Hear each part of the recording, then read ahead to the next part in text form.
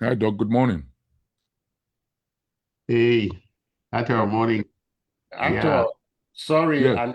and just so you know, we are now live on Facebook. We saw the streaming in live for everybody who wants to. And yes, you are right. Okay. So you can just put the logo thing to be to. Yes, so but I am not going to do music or anything since you should be starting now. Now, I just have to Yes. tell you, you were Yes. right about YouTube. Oh, really? Yes, I only Uh, I don't think I'll have. Anyway, I'll see unless what. you do it from your end then. Uh, I don't think we'll have time to set it up now because Okay, I then. I dismantled it. Um, Oh, okay. Now then, just let's just stick with Facebook then. yeah. We will do YouTube later. Okay. Uh, we have the antenna.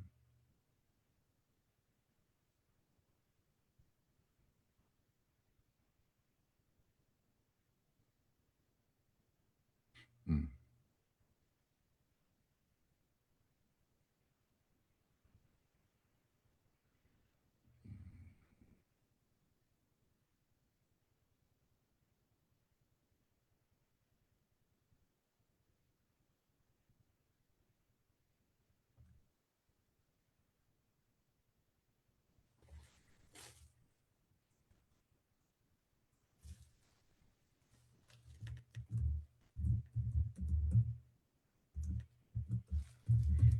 Yeah. Since we're live, I don't want to do music now because.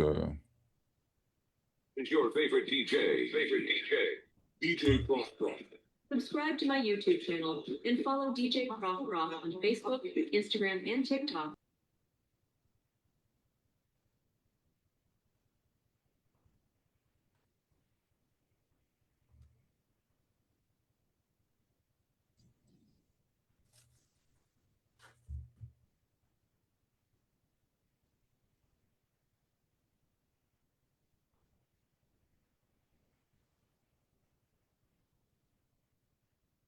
Oh, sorry.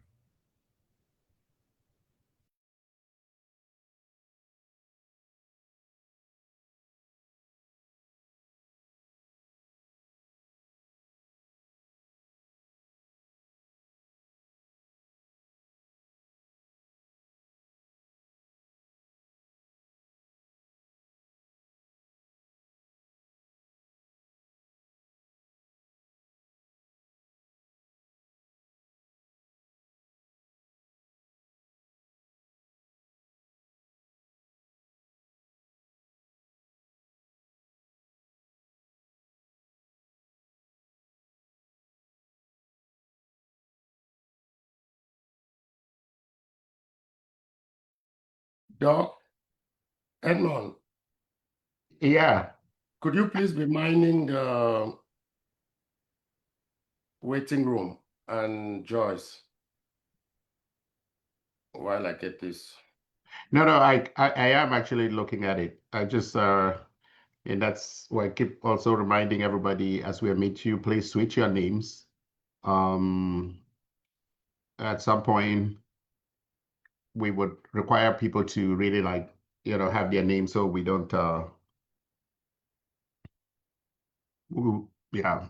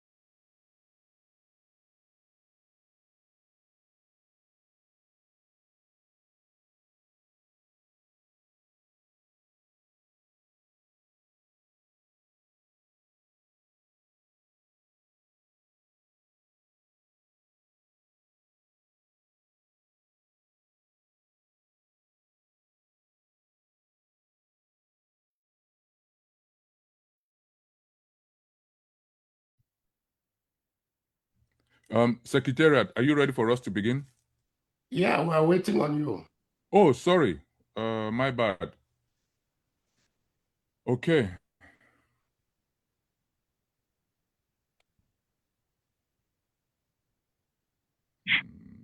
Okay. Thank you. Sorry about that.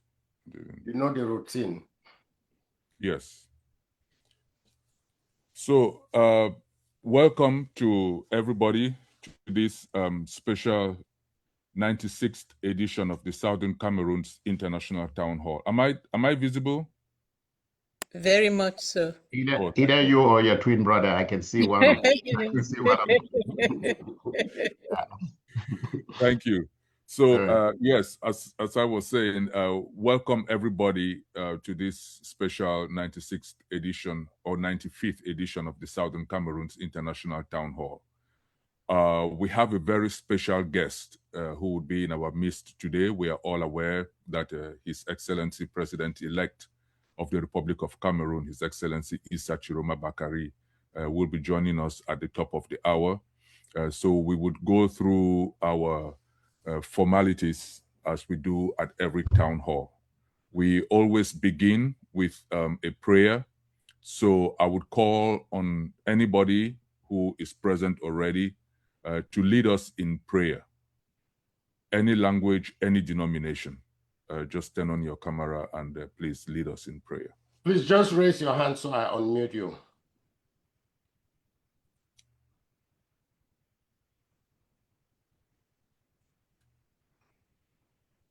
Anybody who can lead us in prayer?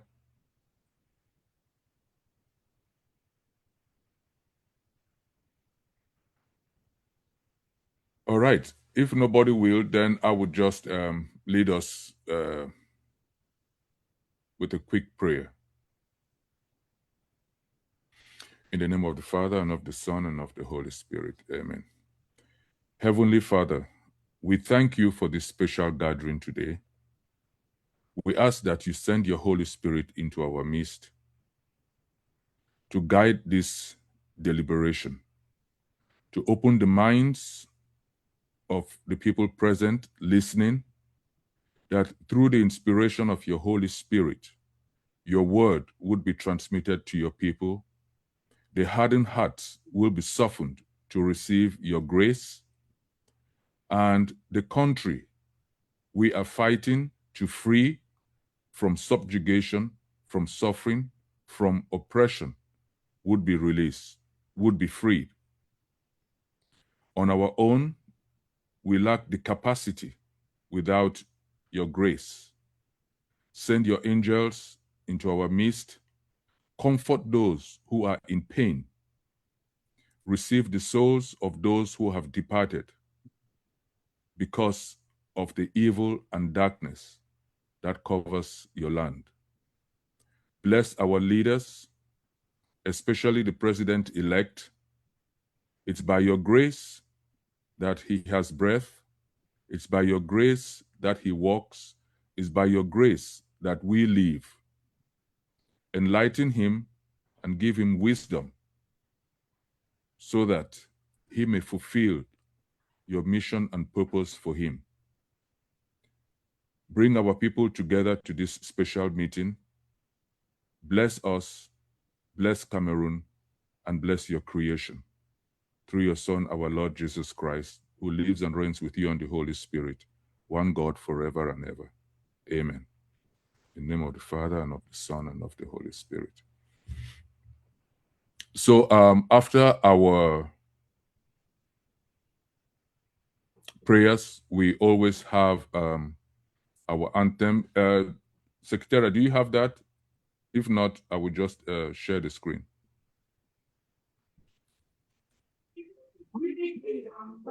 Secretary, do you have that?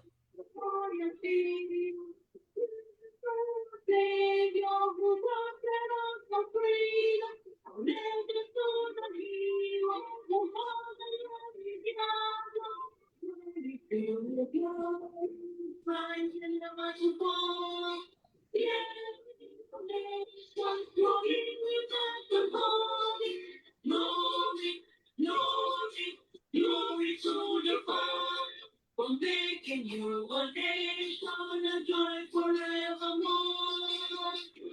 Land of freedom, you shall live in plenty in our need. And your children shall be like the stars above. Your most high God being the watchman of his nation. Land of freedom, you shall live in plenty in our need. And your children shall be like the stars above. Your most high God being the watchman of his name. Okay. Thank you for that. Let me share my screen as we always do. We observe a minute of silence for all our fallen. So let me.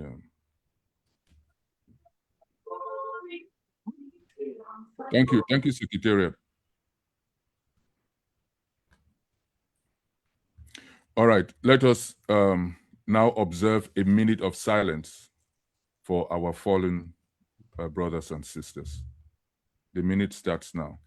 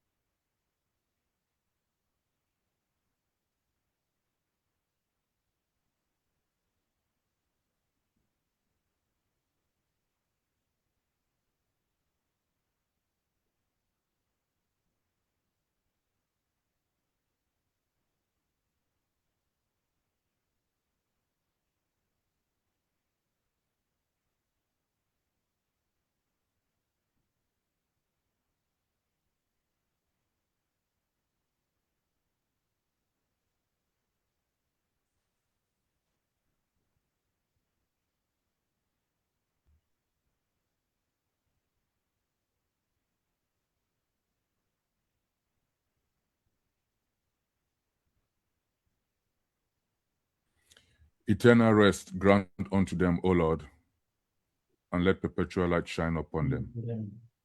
May they rest in peace. Amen. May their souls and the souls of all the faithful departed through the mercy of God rest in peace. Amen. Amen. Thank you. Stop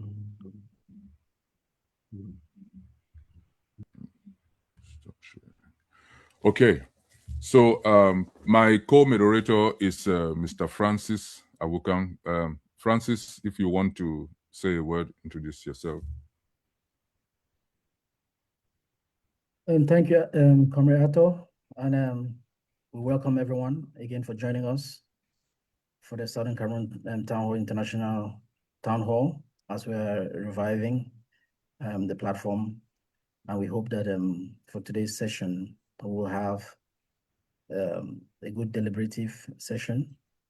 And once the guest is here, and we hope that we will abide by the rules and guidance of the town hall to allow for a fruitful meeting.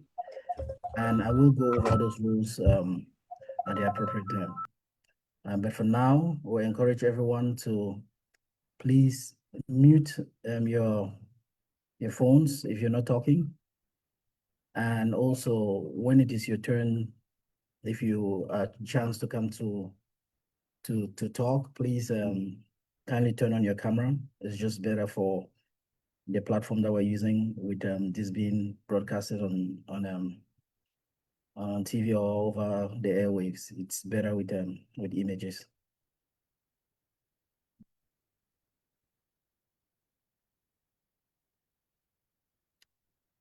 I'll stop here for now. Okay. Thank you very much, Comrade Francis. Our guest will be here in about 7 minutes. So I think we need to go through housekeeping chores. If you want to introduce the rules.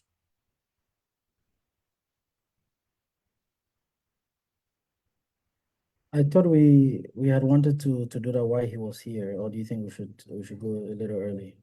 Because it's like 5 minutes, so when he comes, I think we should be ready to go. Okay. That works.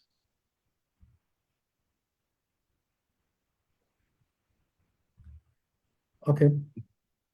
So I'm just going to go over the rules, and that will basically allow for us to have an efficient and productive session here. So to ensure a productive and orderly, respectful town hall meeting, all participants are kindly requested to observe the following guidelines. Our guests will have the opportunity to make an opening statement.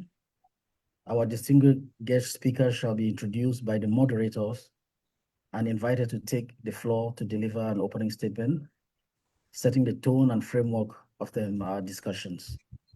And then for questions, participants are encouraged to take notes while the guest speaker is addressing the meeting and to submit well-articulated, concise questions through the chat room. And as a matter of procedure, all questions shall be directed through the moderators who will present them to the guest speaker. And then for standards of conduct, participants are expected to conduct themselves with courtesy, civility, and respect of all at all times. Offensive, abusive, inflammatory, or derogatory language, particularly in the chat forum, will not be tolerated. Mutual respect and decorum are indispensable to meaningful democratic dialogue. And then for the order of questions, following the opening statement, the moderator will present the questions in an orderly and predetermined sequence. All questions submitted in a respectful and constructive manner shall be tabled before the guest speaker. Microphone etiquette, all participants shall keep their microphones muted while a speaker has the floor. Microphones may only be activated upon the invitation of the moderator. Any interruption or disruption of the proceedings will be addressed promptly. For closing observations, should time permit, participants may be invited at the conclusion of the meeting to offer brief observations or closing remarks. There will be zero tolerance for misconduct.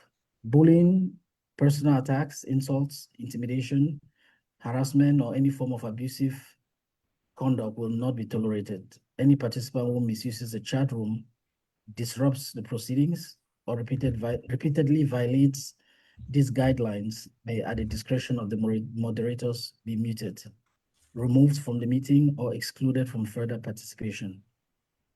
We extend our sincere appreciation to all participants for their cooperation, discipline, and commitment to maintaining the dignity of this forum. Let our conduct exemplify the civility, mutual respect, and democratic values that have long been hallmarks of Southern Cameroonian tradition of public discourse. And thank you, and we wish you a rewarding and enlightening town hall meeting. Okay, thank you very much, Comrade Francis, for the rules that would establish this session. We just want to keep it civil. We want to keep it productive and respect our guest. He's the president-elect, so we have to give him all due respect and all due honor. I don't know if our guest is in. We are like 3 minutes away. If while waiting for our guest, And he's not here yet, He's not unless here he's yet. here with an alias. He's not here. He's not yet. Okay. Wonderful. Okay, I think we're going to get signals in the background. Mm-hmm.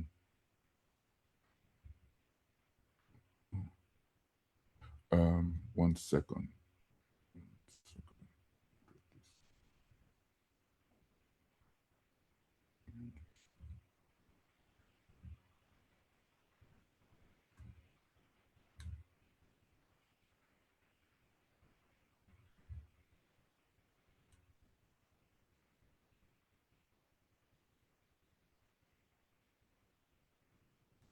Okay, they are trying to connect from a banjo, so let's give them some time to get through their technical issues. They are trying to connect. But in the meantime, you know, anybody who wants to say something, or we can we can begin to have the conversations. Just raise your hands if you want to say something, come in.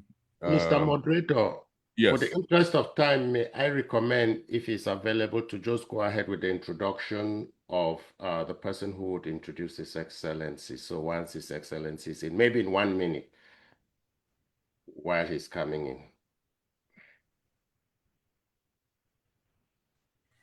Okay.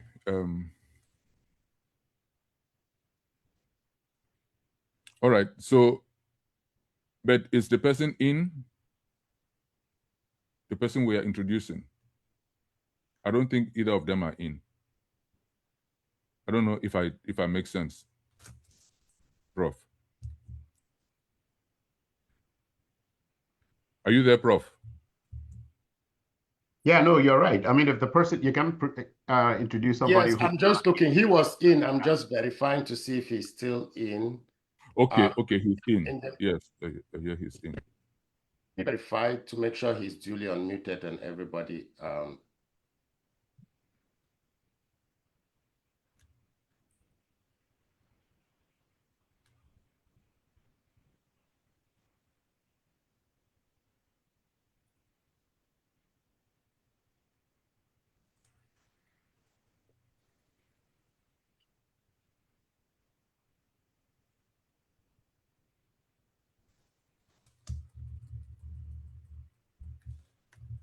I think also in the interim while we're waiting for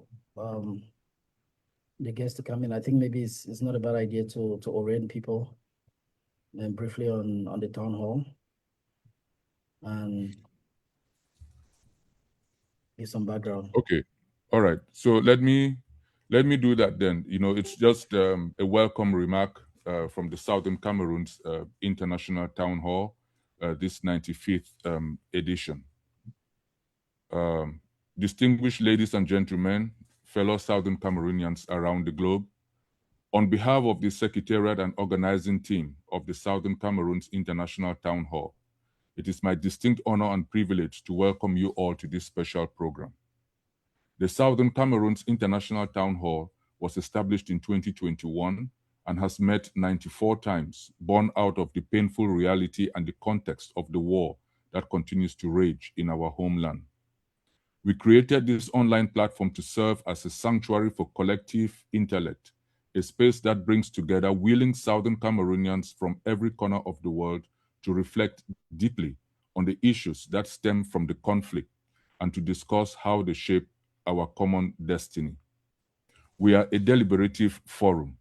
We meet not to divide, but to engage in rigorous discussion, to build a common code of conduct, and to seek pathways forward. To aid us in this journey, we regularly invite local and international personalities possessing deep expertise in peace, conflict resolution, and international relations to engage us in educational dialogues directly relevant to the conflict in our homeland.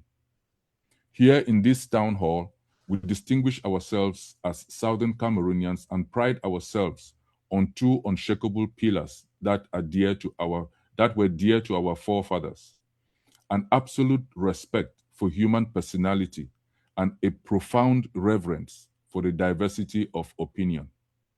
It is this commitment to high-level intellectual diplomacy that has allowed us to host esteemed global figures. We recall with great humility, but also with pride, the contributions of past guests, such as Ambassador Malak, the late Dr. Amos Sawyer, former president of the Republic of Liberia, Professor P.L.O. Lumumba, and Ambassador Tibor Naj.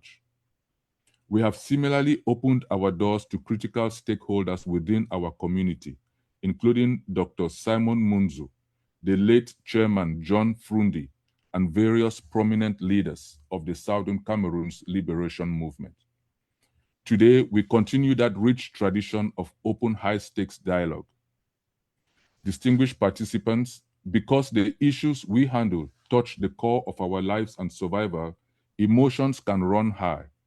However, to preserve the academic, diplomatic, and educational integrity of this space, and out of respect for our distinguished guest, We will strictly enforce our standard code of conduct today. Permit me to reiterate. Firstly, absolute mutual respect.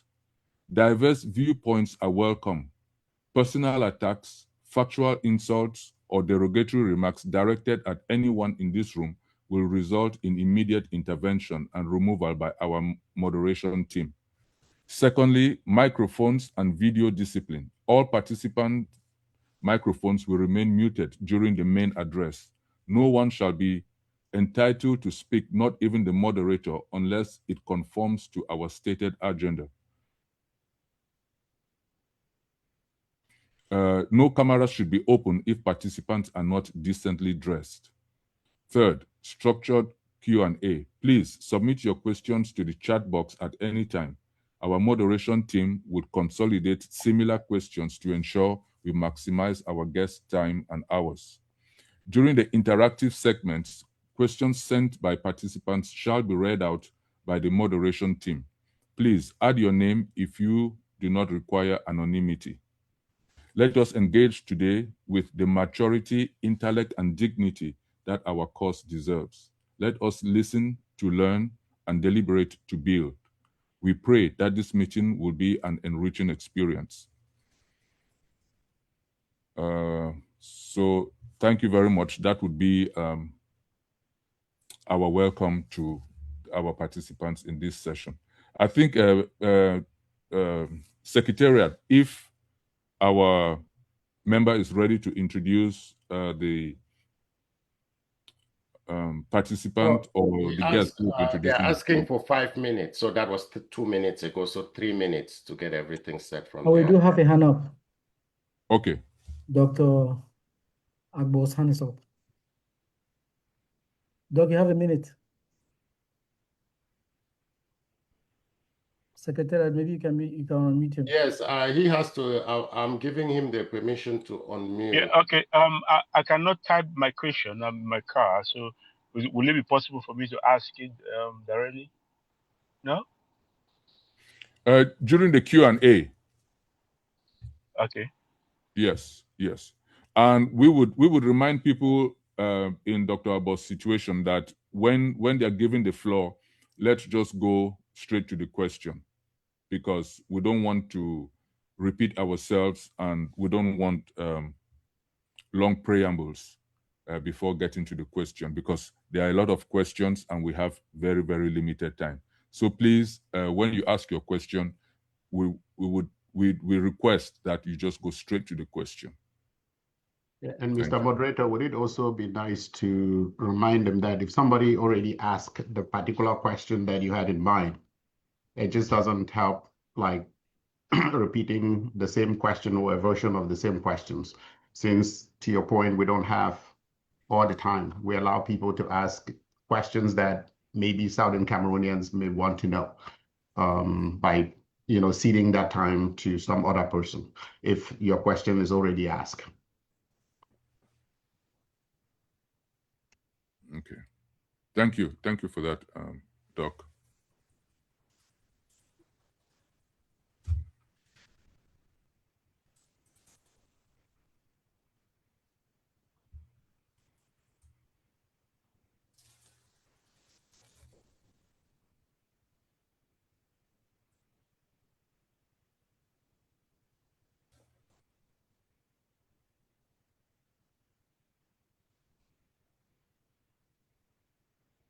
And I think that while we are waiting and getting ready to start, if there's any question that anyone has, you don't have to wait until our speaker comes here. You can go ahead and send those questions. And then questions that come in early, obviously we'll probably have a better chance of us asking them. I know some questions will come in as a result of the discussion and the presentation. But if there's any question that anyone has, even before that presentation, please go ahead and send them to the chat.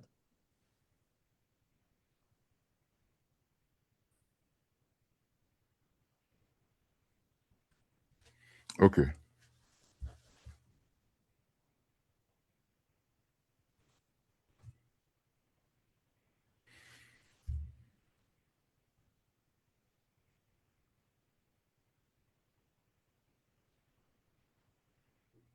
In the meantime, we want to thank all the platforms that are transmitting this town hall for an opportunity, especially those back home, to follow this very, very important deliberation with His Excellency. We are thanking SCBC, we are thanking ABS TV, we are thanking Mimime for platform, and also the town hall platform. Thank you very much for collaborating in this unique and very, very important opportunity for our people to meet His Excellency President-elect to discuss our issues and our concerns, and also for him to have an opportunity to address the broader nation of his plans and agendas.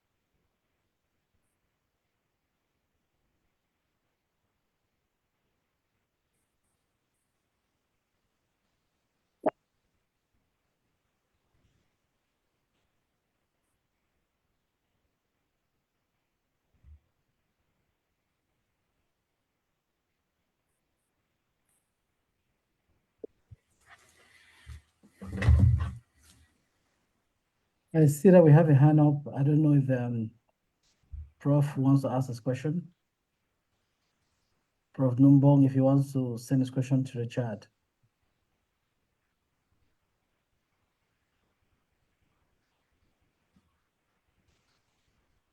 Or maybe at your discretion, should you ask the Secretariat to ask him to unmute if it's a question that is not just like Dr. Agbo had, which may not really be related to the, or maybe not directly from the on the back up to the to our guests.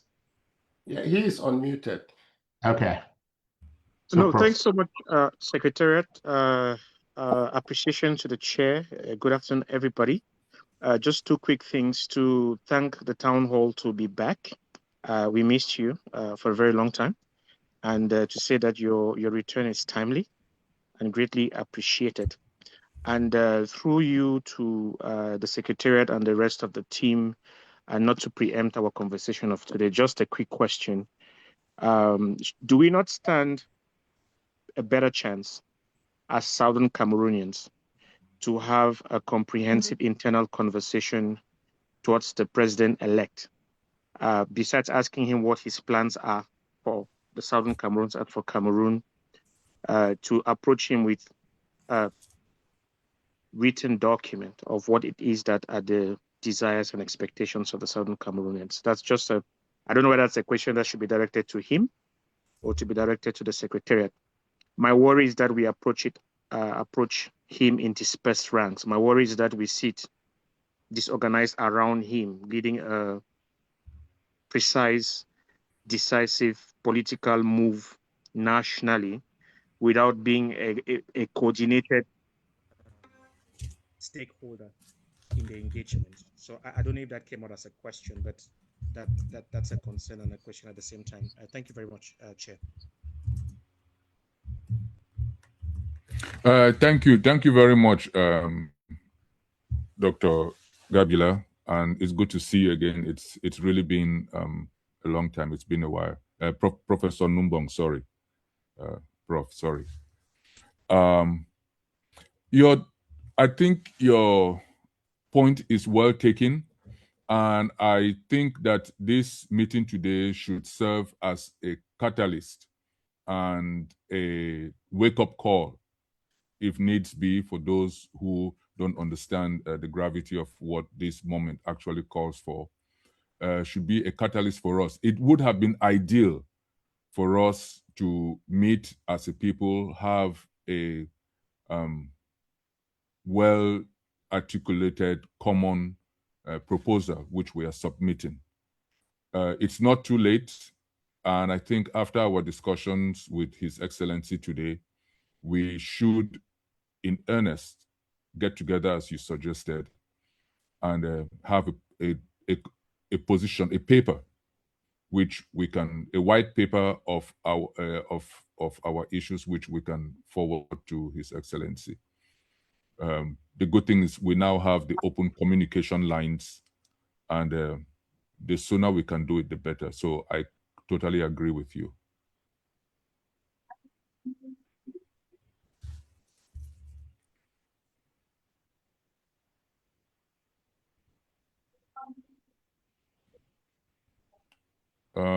Anybody else, so that we don't have too much of long silence? They are still trying to connect with us, so let's just be patient. It's technical issues from Banjo.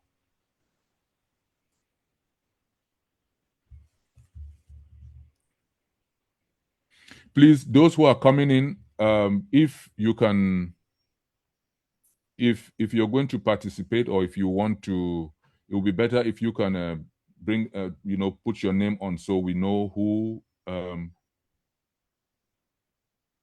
Because when we just see numbers or funny digits or letters, it's hard to follow. We have a hand up, Mr. Benjamin Aki. Secretary, do you want to unmute Benjamin Aki?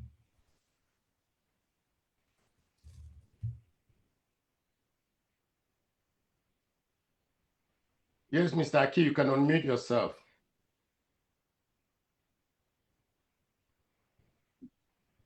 Hello? Yes.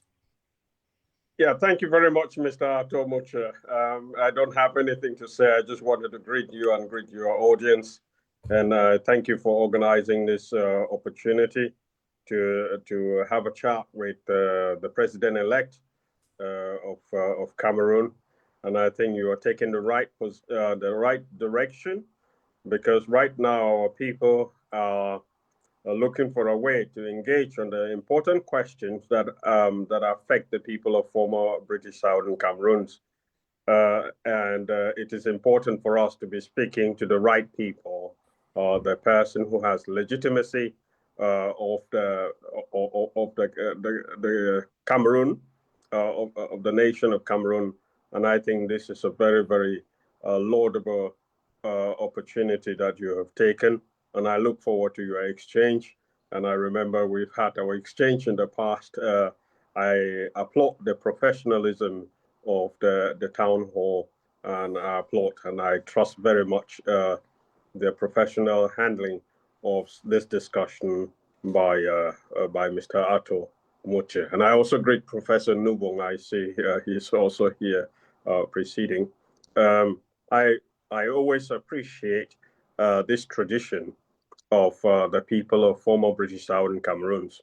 As many of you know, I'm a follower of Ntumaza, and in the 1950s, he occupied a position which was not very, very popular among the people of former Southern Cameroons. But nonetheless, he had the opportunity to air his views, right? So because he stood very strongly for reunification, with the aim of going over to the east and changing the conditions there for our people. So with that tradition in mind, that civility, that possibility to hold your view and yet listen to somebody who thinks differently, I think we cherish that very much, and this is what we will bring. My hope is this is what we bring to the union. If the conditions work out that we stay in the union, our mission is to transform all of the nation of Cameroon to have that kind of level of civility and engagement on any question. Any question can be discussed and a solution can be found.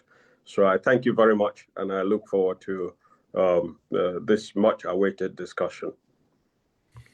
Thank you very much, Mr. Akin, for your kind words. And I would give credit not just to myself. It took an entire team, an entire collective effort to make this happen on both sides, on our side, and the team around His Excellency was very, very gracious, very, very courteous, very professional. And they also, you know, I would share your kind words with them. But thank you. And that has been the mission or the hope of the town hall, to create what we say a market space where everybody can come and express themselves and we can have a civil discussion. And yeah, you know, Mr. Moderator, there are other two hands. Yes. As we wait for Yes, our guests Michael. who, like you said, Okay. has some connections. I think this is really the time for people to really be sharing these thoughts, Yes. which it's really very important for us to hear rather than actually to, so we should just get as many people as possible Okay. to share Okay. thoughts so that Yes. we can just listen. Yeah. Mhm. Okay, Secretariat, you can unmute Michael Taki. I think so. Tabe, Yeah. sorry. No, Michael it's Taki. Tabe. It's Taki. Yeah, I Okay, can. Taki. Man, the eyes are The going. problem is probably also remind the owner of, I mean, the person that is using Samsung G98IU. Yes. Please indicate who they are. If we don't Yes. know the name, we cannot unmute. We cannot even ask to unmute. Yeah, Samsung, your hand is up, but you need to change that to a name so we know who is on here. Okay, Mr. Michael, Mr. Taki, go ahead. You have the floor. Yes. Oops. Sorry. 1 second. Yeah. Thank you. Thank you so much, Mr. Moderator. I just want to shout out to the whole team behind you. I think when you were giving like a rundown that you've been existing since about 2021, this Correct. is something that we as a people should take note. We have to respect consistency. For you to have managed to survive since then to today means there is some sort of, I would say, foundation behind it. And for any group like this to, I've been hearing about town halls, no doubt. A couple of times I've managed to log in, but out at the same time. It's highly appreciated to have been that resilient to stand the test of time right up to now. I am of the federalist faction of the present situation in our, I would say, in our country.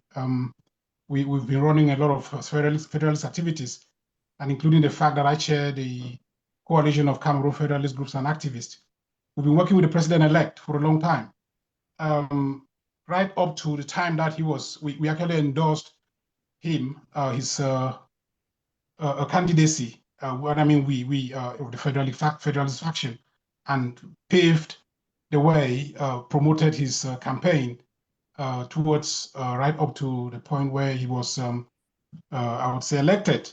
Unfortunately, his victory got stolen. And as you know, when you steal something that doesn't belong to you, it wouldn't last for long before you get caught. So that's the situation in which the country finds itself. So for us as a people, and for you as a very strong force to organize an event like this, to meet with the president-elect, actually it's historical, and I think we should always look at the positives. We should think very, very hard on how to use opportunities like this to make or build very powerful bridges than looking or making positions which we cannot, that would not give us the opportunity to listen to the other side.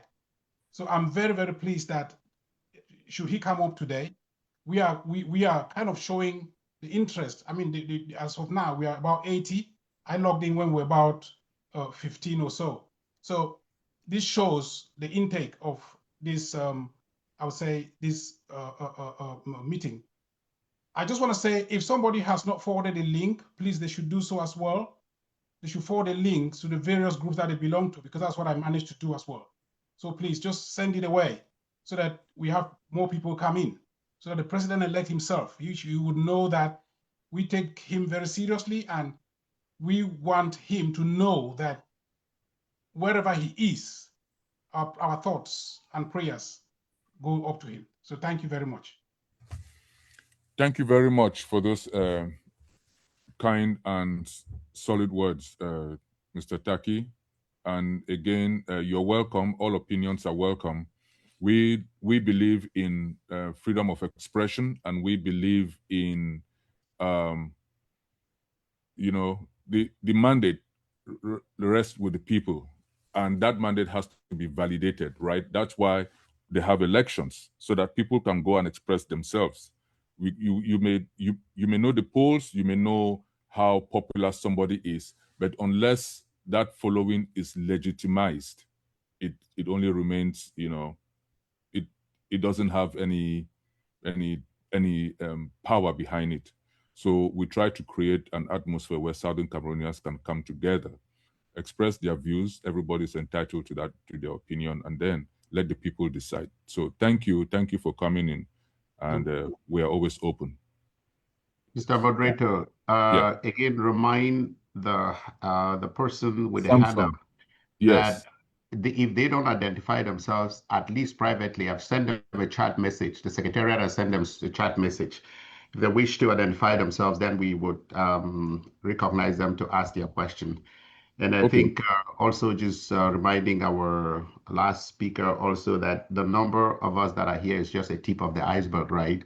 The many more hundreds of people that will follow on Facebook or on other platforms that are not directly linked to Zoom. So it's good that everybody understands that. It looks like there's another hand with the name Eugene, identified, Mr. Eugene Ate. So Dr. Ate, yes. yeah. So okay, sorry. Can you ask him to unmute?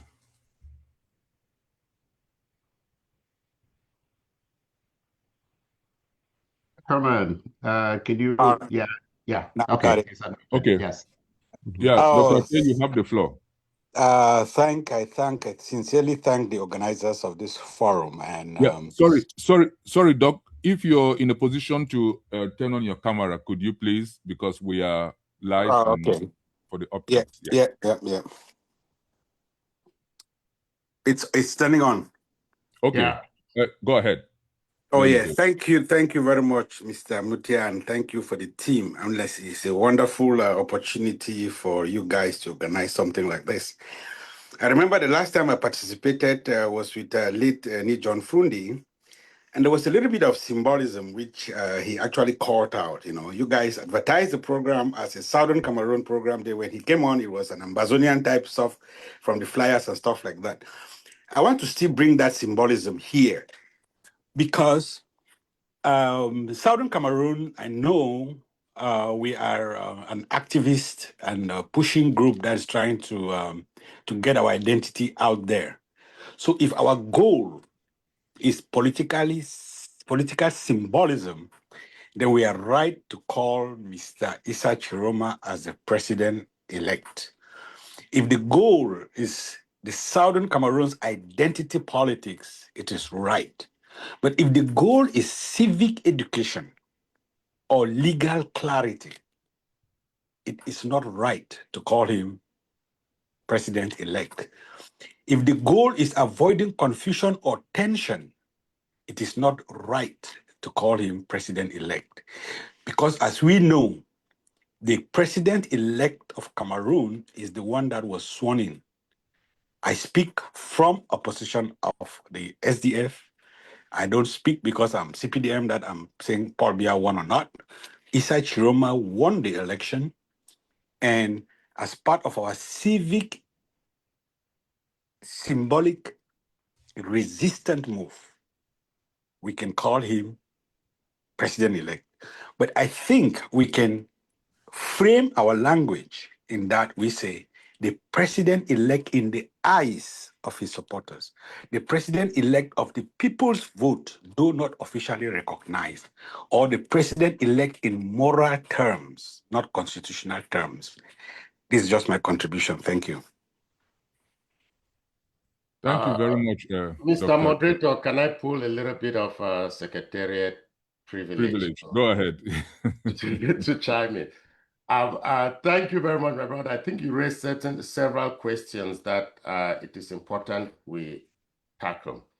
First, it should be noted on the record that when I will use the word Chairman Frundi was at the town hall, he was addressed as His Excellency.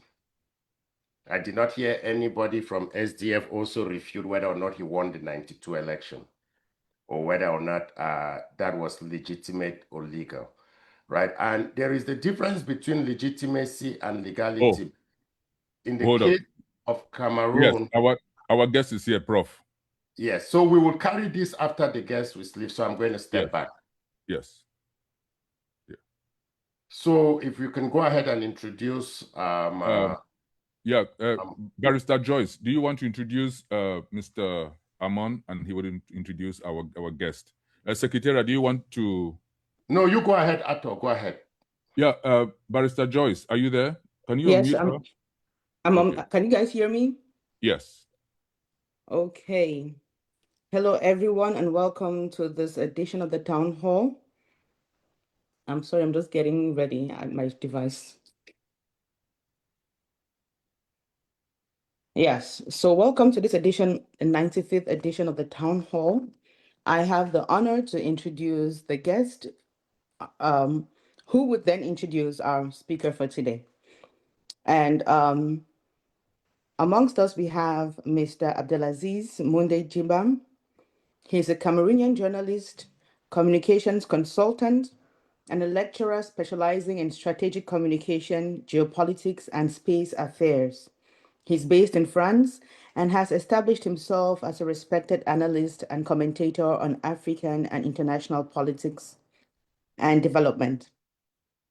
In addition to his academic and professional engagements, Mr. Munde serves as an advisor to His Excellency President-elect Issa Tchiroma Bakary, providing strategic counsel on political communication, public affairs, and international relations. His expertise at the intersection of media, geopolitics, and governance has made him a sought-after voice on issues shaping Africa's evolving political and strategic landscape. So, Mr. Munde, you're welcome to the Town Hall, and the floor is yours.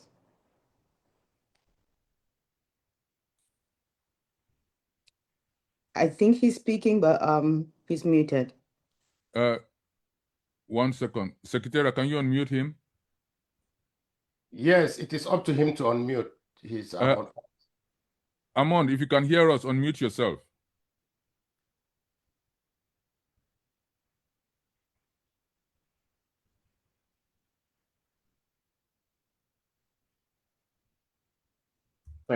Okay, I think it's okay now. Thank you so much for this introduction.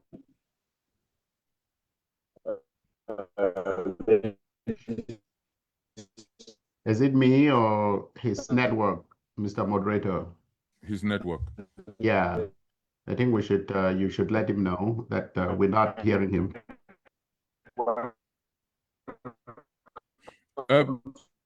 Mr. Amon, you can turn off your camera, your network. Prime importance for citizens and politicians, offering the opportunity for an exchange between President-elect His Excellency Issa Tchiroma Bakary and. Is it okay?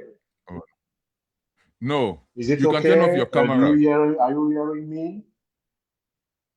Yes. No. Turn off your camera. No. Okay. I think we were hearing him when he turned off his camera and he was speaking, or we could hear him. Okay, go ahead. Go ahead, Amon.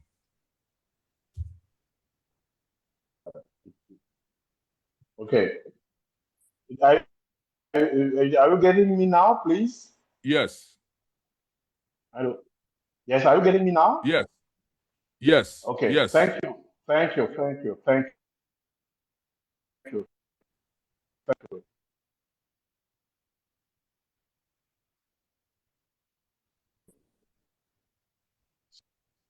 Ladies and gentlemen, welcome to this moment of prime opportunity for an exchange between President-elect His Excellency Issa Tchiroma Bakary and his compatriots, particularly from Southern Cameroons, in the wake of what he has been committed to over the past few months.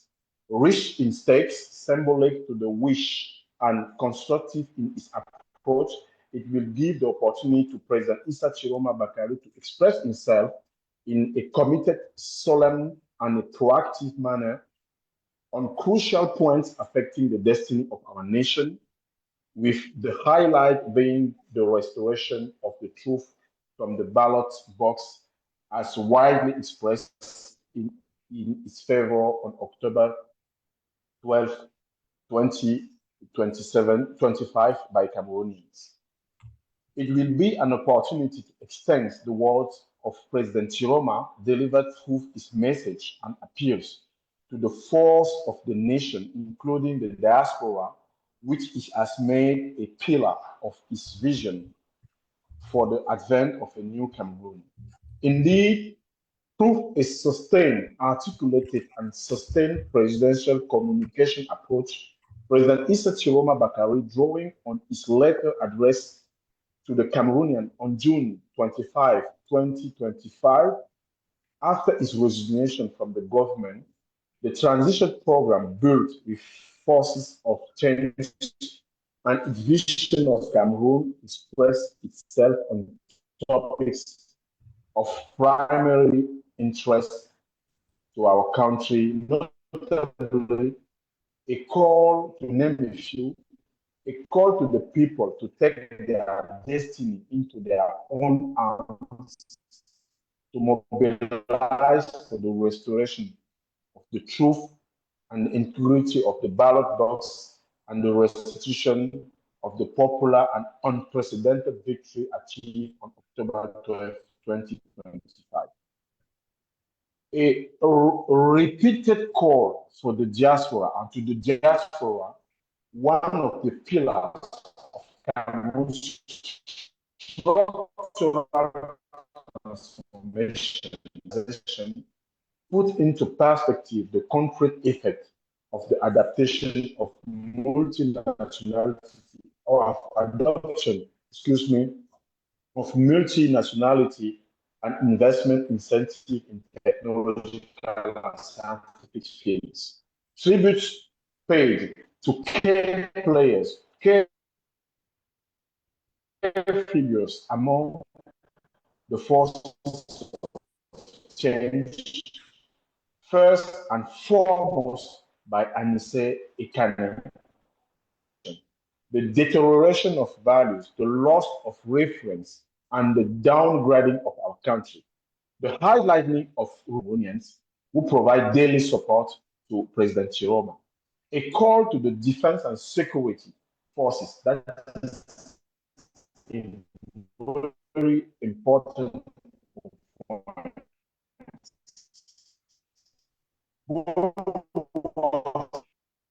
And protection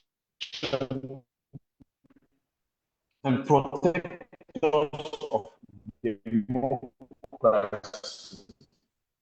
so that they upload the truth of the integrity of ballot box. Do not sacrifice their dignity and do not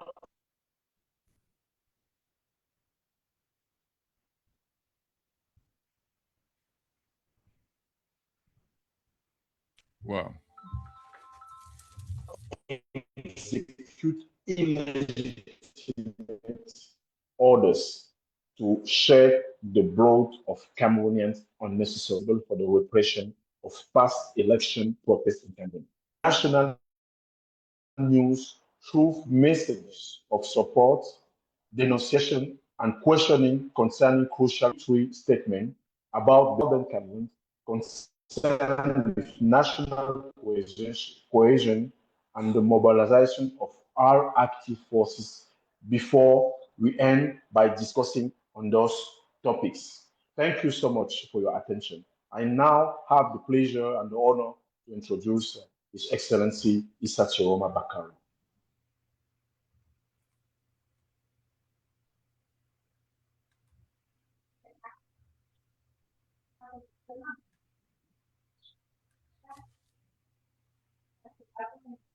Your Excellency, you have to unmute. Thank you. I think it is done, but I'm not sure. Yes, we can hear you. Thank you. Thank you very much. I can hear you too. Thank you.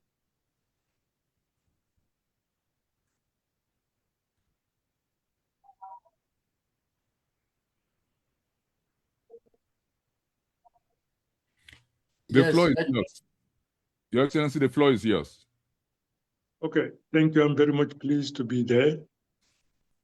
And first of all, I would like to congratulate and thank the moderator, give me the opportunity to be here. And I would like to congratulate all of those who are involved in this very important meeting. This is the first time that I have the privilege to be here. And I wish from today onwards, whenever need be, whenever need arises, I am ready to join, to explain, to enlighten, to be enlightened, to receive any meaningful information. I don't know if you can see me. Yes. You can. Okay. Yes. So, thank you. Thank you very much for giving me the opportunity to talk to you in this occasion. And first of all, I would like to congratulate and thank all of those who in one way are involved in the process of organizing this. In particular, I would like to praise and compliment the organizer of this meeting, which gave me the opportunity to be there. I would like to hail and to congratulate whoever, for one reason or other, at any given time, was involved in the preparation of this meeting. Congratulations. Thank you very much. So if you can remember, in October 12, 2025, the people of Cameroon overwhelmingly cast their ballot in my favor. The victory was overwhelming. It is known by all over the world. There is no way to contest, to protest. But despite the will of the people, the former head of state, Mr. Biya, refused to comply by the will of the people and continue to confiscate power and to threaten, arrest, and kill whoever claimed the truth of the ballot box. So I am a repository of the will of the people. The will of the people is something that I will never accept, happen what may. This is my responsibility, the protection of the will of the people, happen what may. My commitment, and I would like this to be brought to the knowledge, not only Mr. Biya, and whoever is involved in the process of confiscating the power, depriving the people of its right. I would like them to keep in mind my commitment for as long as I am alive. My commitment is to work out means and ways which will enable me to raise to power according to the will of the people and to comply by the will of the people. Because as you know, I received the mandate that I have to implement within the framework of our constitution, of course, and within the framework of the mandate that I received. So I'm very much pleased to first of all, to say my determination. And I would like to those whom I am today a bearer of hope and who trust me, who believe in me, let them understand that first of all, I am in a good health. The Lord gave me this opportunity to be in a good health. And I am determined to stand by the people, because what many people do not realize today is the stratagem put in place by Mr. Biya, not only to confiscate power, but to transform the Democratic Republic of Cameroon and a disguised council monarchy. The purpose behind this is to enthrone his son, is to appoint him to become the vice president and to continue after his demise. I want to warn him. I want to warn whoever. The power is the will of the people. I am a leader of 30 million of our Cameroonians, ready to jump into the arena and to use whichever means available to them to retrieve power. So I would like at this level, let Mr. Biya understand that his time is over. He has to realize, and he knows it very well, but he refused to comply back. The Lord has not created something that can last forever. After 43 years of age, in power, and 99 years old, he adamantly refused to go. My people, the people of Cameroon, will compel him, will oblige him to leave the office. This is a matter of time. This is a matter of understanding, because all Cameroonians, they are already fed up. The situation becomes every day unbearable for thousands or thousands of Cameroonians. He has to understand this. The patience of Cameroonians is growing thinner and thinner. They are already, their backs against the wall. All of us, we have our backs against the wall, and we have no choice to fight back, happen what may. Whatever we have to pay, we are ready to pay. But Mr. Biya must understand that his term is over. We will not accept whoever he may appoint at any given time to be the vice president. He is illegitimate. He is illegal. Even the change of the constitution is illegitimate, is illegal. We reject it. We do not accept it. Whatever decision which is being taken today by Biya, we consider it to be null and void. This is the first statement I want to make, and to let everybody understand and know it. Maybe I have to speak, I have to say some few words in French. Je voudrais exprimer ma gratitude à tous ceux qui, d'une manière ou d'une autre, ont contribué à la mise en place de cette cérémonie, à toute la diaspora de par le monde en général, en particulier la diaspora basée aux États-Unis. Je voudrais d'abord lui renouveler mon sentiment de gratitude.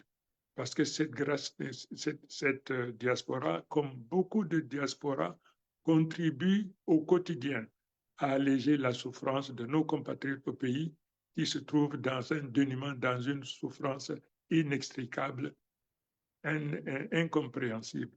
Cette diaspora est en train de jouer son rôle merveilleux. Je l'encourage, mais je fais savoir, pas seulement à la diaspora basée aux États-Unis, mais à toute la diaspora où qu'elle se trouve. Il faudrait qu'elle réalise que c'est toute la nation qui se trouve aujourd'hui le dos contre le mur. Nous n'avons pas de choix que de réagir, que de riposter et de faire usage de tout instrument que nous estimons légitime, nécessaire à utiliser pour nous libérer. Parce que le peuple camerounais aujourd'hui est opprimé, le peuple est emprisonné, le peuple est embastillé. Cette situation, nous ne pouvons pas l'accepter, nous ne l'accepterons jamais. Moi, j'ai été élu pour que le peuple soit au pouvoir, qu'il plaise à l'Éternel. Je suis prêt à demander au peuple de descendre, de prendre toute sa responsabilité et de poser tous les actes qu'il estime nécessaires et utiles pour mettre un terme à cette forfaiture, pour que M. Biya comprenne que aujourd'hui, le pouvoir est le peuple, le pouvoir appartient au le peuple attend simplement mon mot d'ordre pour descendre, pour empêcher à cette administration de fonctionner. Alors je dis donc, M. Biya, le moment est venu de réfléchir, parce que vous aurez la lourde responsabilité de ce qui résulterait du fait de votre entêtement de vouloir confisquer le pouvoir à tout prix, puis de vouloir opérer un transfert familial ou clanique. Voilà, en guise donc de déclaration liminaire, ce que je voulais dire. Bon, maintenant, si vous estimez qu'il y a quelque chose à ajouter de plus, une fois de plus, I'm very much pleased. I am ready to give you any complimentary answer. What I said in French, we are bilingual country. I'm confident that all Cameroonians of good faith have understood what I said in English. But if it is necessary to repeat it in English, I said that the will of people, I am the leader of 30 million of Cameroonians, all of them ready to be involved in the process of the retrievement of power. We have to recapture, we have to recuperate power which is confiscated by Mr. Biya. Thank you. Thank you very much, Your Excellency.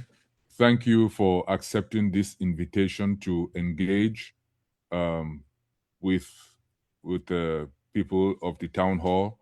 We are being followed on several platforms, not just on Zoom, and I think your message is going across. On your opening remarks, I think we would then open for some questions based on your remarks. But before we open, just as a follow-up to what you said, that the people are waiting for you to give the green light, le mot d'ordre. What is holding you back from giving this? There is something which is holding me back. If I tell you right away what is holding me back, I lose the privilege of having it. What I can say, and which is easy to understand, we have to create enough momentum because Cameroonians are fed up. Many Cameroonians cannot afford to have 1 meal per day because our natural resources are being plundered, looted by the gangsters who are at the helm today. So you have many Cameroonians who are starving, who cannot feed themselves, who cannot educate themselves, just because you have people who have decided to embezzle money and to mismanage and have opportunity to prove what Mr. Biya, as a ringleader of mafia life state, I have already demonstrated, and many other people have demonstrated that Mr. Biya is at the how can I say, is the godfather of what is taking place today in terms of embezzlement, in terms of misappropriation of public funds. This by 10 and thousand of billions, 1,000 billion embezzled. The reason why Cameroonians are in desperate situation today, they cannot feed themselves.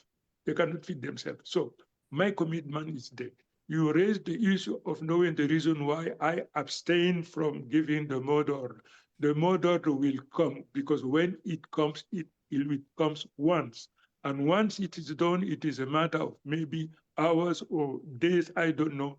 this regime will have no choice but to leave the offices. Thank you very much. So I'm going to open the floor so that people can ask questions. And we are asking people to send their questions by chat to the Secretariat. And the questions will be asked to His Excellency. It will be put on slide, and His Excellency would answer those questions. So we're going to start with one of our mothers in our community, Dr. Maggie Kilo. You're welcome here. Thank you, Mr. Moderator. I'm ready to ask my question, and I hope everybody can hear me. I can hear you, madam. Thank you. I can hear you. All right. Thank you, President-elect. This is the 95th session of the town hall, and it's a significant number, especially when you think about our country. Now, we've had many highly regarded people come to talk to us. And one of them, the late interim president of the Republic of Liberia, actually addressed the town hall and emphasized, when he was comparing the experience of Cameroon, Southern Cameroons and the Republic of Liberia in their war, he emphasized the fact that we should not allow this war to go on for 10 years. And here we are knocking on the door of 10 years. And the people are crying for peace. We as mothers, we want peace. Peace without development does not happen. So we want peace. We need the peace.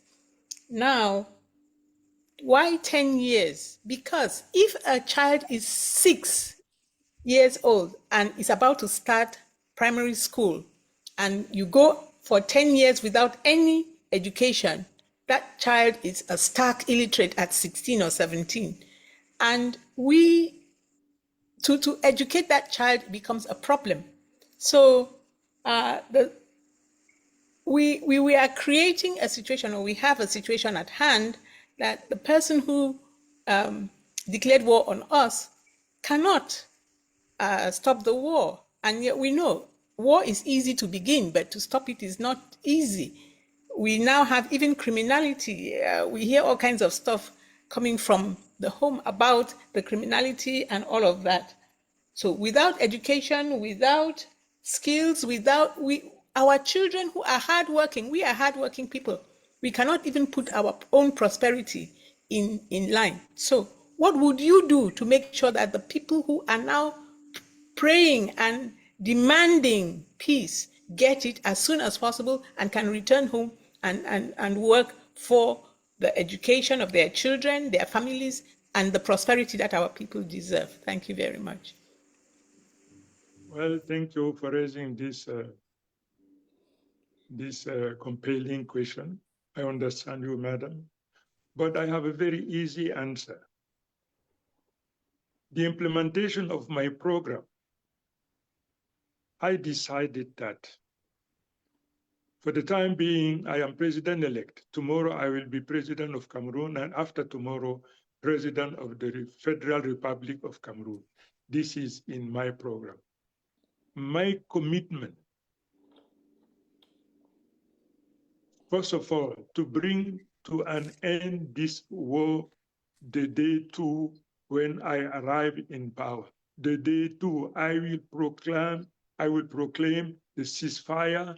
I will, as I said, you see, when I am in the office, the celebration, the day that all Cameroonians will come together in order to celebrate their own victory, because I am only the representative of the will of the people.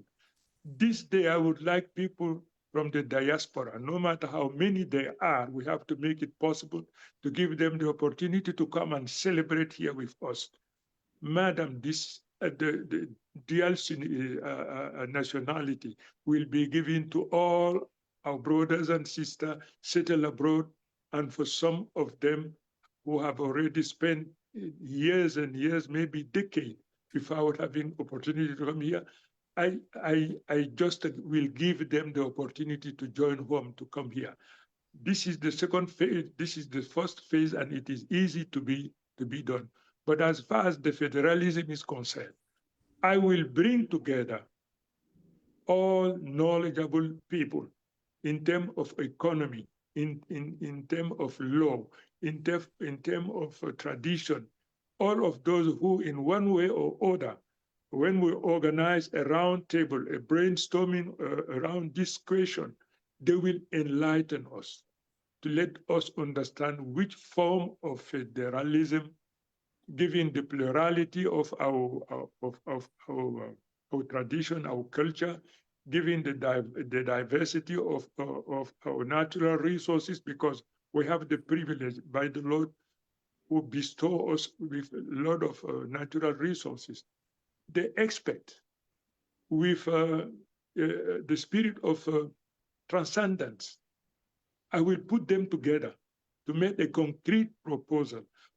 This proposal will be done in such a way to avoid the return of conflict because of misappropriation, mismanagement, frustration, and this and that.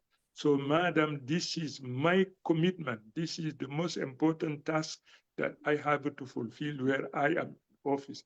Indeed, this is not something that can be achieved overnight, which means that when I arrive today after tomorrow, by decree, I do it. Understand what I am saying? But I will join experts nationwide and wherever it is necessary to find knowledgeable people who can enlighten us to avoid mistakes which have been committed and which led to war and destruction, as you know, madam. So believe me, I am the peace. I am the peace, and I can solve this problem without problem. Thank you, Your Excellency. Secretariat, do you have any questions that have come in? Yes. Yes. We think we'll go to Barrister Joyce for those. Okay. Barrister, you have the floor. Thank you so much.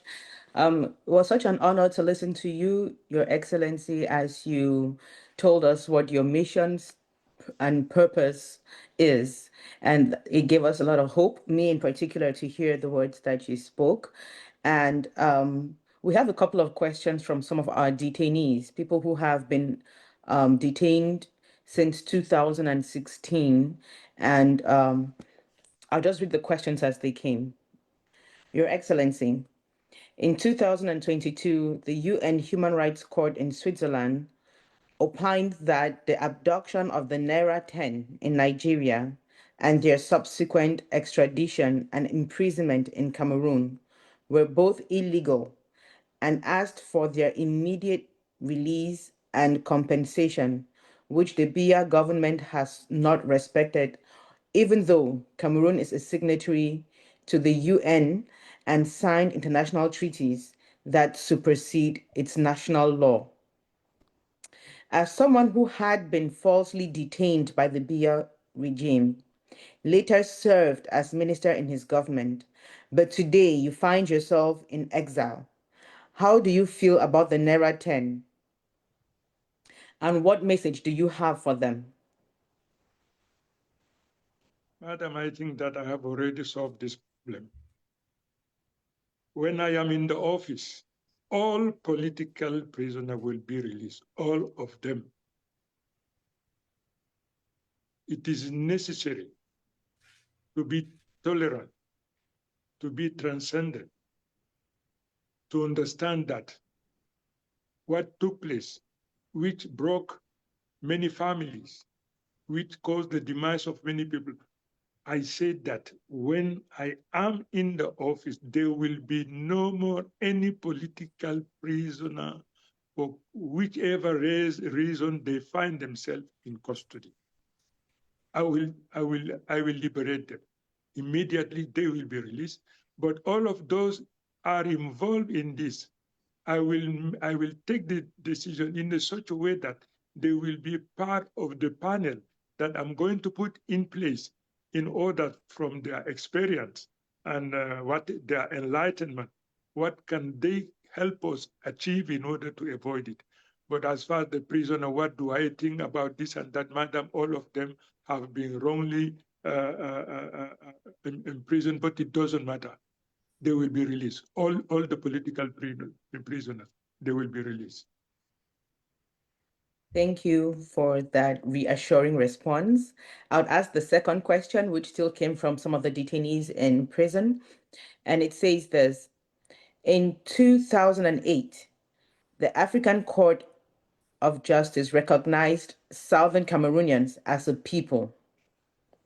And when the Prime Minister at the time, Dr. Dion Ngute, described us as terrorists, the judge asked if terrorists take people to court, and he had no answer to that question.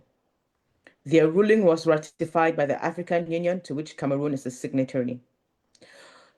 The question is thus: would you respect the ruling of the African Court recognizing Southern Cameroonians as a people with inherent autonomous and independent rights? If so, how will you go about doing that? Madam, I am inherited very well-known situation. In my capacity as a head of state, my responsibility is the protection and the promotion of the protection of the continuity of the border inherited from the founding father of our nation. You see, this situation, madam, is very delicate. Because if you shake open the Pandora box, the next day, many other people would like to go because of frustration, because of this and that. Let me be there, understand the reason why they are adopting this extreme position, because I will never allow the split of this nation. Never, ever allow this nation to be broken into pieces. Because even right now, you have many areas who many people are not in accordance with what is taking place. We have to combat injustice. Let us be fair. Let us be just. Let us be. Let us understand what move people. But what I can tell you, madam, people are frustrated because of injustice. If you put in place an independent justice, fair, just in the management and the judgment of any case brought to their knowledge, believe me, this problem will disappear. I will take the decision. I will do whatever is indispensable to be done in order to justice be fair. And during when we put in place the federalism, such a problem will not emerge to the extent that it becomes a problem. Thank you so much for that answer. I will yield to the other members of the Secretariat to read the questions that have come up in the chat. Thank you so much, Your Excellency. You're welcome. Secretariat, you have other questions? We have a few hands up, but let's take the questions that have come in. Yes, I think I will let Barrister Harmony Bobga ask his question in person. If he's there, just unmute yourself or raise. I see the question, but let him ask it himself. Barrister, are you there?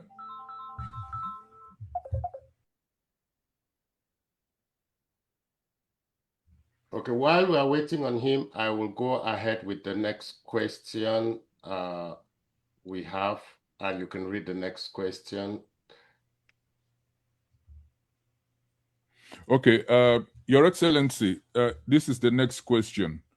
You have recently resided in Gambia. Are there any lessons from the Senegambia experience and history you think are applicable to the East Cameroon, Southern Cameroon's situation? If so, what are they and how are they applicable? You see, Cameroon has its own specificity. Gambia and Senegal, they have their own specificity. There is no way to translate from one experience to another experience. It is impossible. You have many countries in the world where you have a federalism. In Nigeria, in many other countries, in Egypt, and this and that. You see, I will inspire myself and the expert that I'm going to commit in order to enlighten us, to make a concrete proposal acceptable by us, because those proposals takes into account whatever is indispensable to be taken into account in order to avoid the repetition of mistake. So as far as the Gambia and Senegal is concerned, I say no. There is no need for me to focus the mind on the problem that will not arise in my country, because I say when there is justice, there will be no problem at all, or very little problem that can be addressed. So in Gambia, okay, I am here in Gambia in exile. I hope by the will of the Almighty and the people, very soon I will be taken back home in order to preside over the decision of our nation, all of us together. So Gambia and Senegal, I don't know exactly. Believe me, I don't have a time to focus the mind on what is taking place here. I am overwhelmed by the problem we have at home. I am solicited. You cannot imagine. Even to eat, I don't have enough time to eat. And because I am bearer of hope, I am flag bearer of 30 million of Cameroonians, and I have to be ready to face any problem resulting to this position. But since in Gambia, let them with their own problem. There are other examples that might be more instructive, who could be more instrumental for the future in order to enlighten us in the future. Thank you. To prevent such a problem from occurring in our country. Thank you. Secretary, over to you. I see we have a... Yes, some questions. If Professor Nubong wants to read his question, otherwise we'll read it for him. Then we go to Ms. Ewang and then Dr. Chris. So Professor Nubong, you can... And we have okay. Professor Nubong, are you there? Okay, if Professor Nubong is not ready... can just read the question, right? Herman, can you just read the question if he's not there to save time? Sure. He says, Mr. President, what is your vision for the people of Southern Cameroon to manage their specificity as Anglophones and Southern Cameroonians that came with the Union? Would you be prepared to support the restoration of parliamentary democracy with regional parliament headed by a prime minister in Southern Cameroon, as was in the case in 1961 to 1965? Well, why not? The problem, we have to commit experts. They will study, they will analyze. Consultation nationwide has to be taking place in order to enlighten us. If it is necessary to have this and that, you see, nothing can last forever. I am here today, President-elect of Cameroon, leader of this nation, but I will not last forever. I don't know the time that the Lord gave me to spend on earth. During that period of time, I have to do what I have to do. So let us put in place our federalism. Let us put it in place. in this federalism, we will find the solution that we are dreaming of. But in case this is not the case, we will find an alternative solution to what you have in mind. Constitution. Let us have our brothers and sisters who bachelor, who are very well educated in this domain. They will enlighten us. I'm going to recruit experts all over the world in order to shed light on what we are doing, to share their own experience, and we will draw the right conclusion after consultation with all of them. Thank you very much, Your Ms. Excellency. Ewan. Yes, Ms. Ewan, the floor is yours. Unmute yourself. You can unmute yourself. Okay, she did. Cool. Good afternoon, Your Excellency. Good afternoon, everybody. Ms. Lina Wang, based in the United States, coordinator. I was humbled to be nominated by you, and thank you so much for choosing me among many Cameroonians. So, for my question, a lot of Cameroonians are saying that why is Mr. Tchiroma in Gambia? Some of us, we know how what you went through to find yourself in Gambia. We know you did not abandon the fight. So my question today is, what will you tell those Cameroonians who are asking that question? Because even if we are giving explanation, they don't believe that you went, like, they feel like you abandoned the fight. What can you tell them? Because many of them are connected, or they will be following this recording later on. What message can you give to them? Thank you. And thank you to Mr. Bernard who is here. CCFDA, CSC. Thank you. I am in good health, very well protected, 24 hours, 7 days a week, open-minded, listening what is taking place at home. You see, the only thing that I can tell you, if I were at home, if I remain at home, remember, dear, please, before the election, Mr. Biya sent the DGRE to come and inform me that he's going to arrest me, as he arrested Marafa. He arrested Atangana Mibara. He arrested Mbungo. I claim to be strong. I'm not as strong as they are. Whatever I do, he will arrest me first. And after 2 months of privation of medicine, I will die.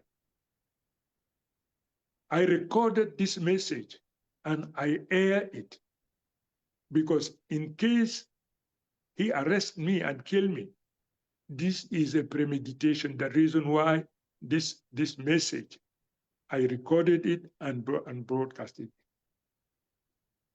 I am very much pleased today to be alive. I might have been killed. And even if they did not kill me, this fight would already have come to an end. Because when you are a pistol on your jaw, or silence in one way or other, the fight is finished. The fight is finished. Today I'm fighting, and I am winning this battle, because this is the battle that I must win, because this is not my battle. This is the battle of the people. I am just the representative of the people. I have the will, the commitment, the trust, and whatever is necessary to be successful. They want to know why I am in Gambia. This is not their problem. How did I manage to be here? It is irrelevant. It is really irrelevant.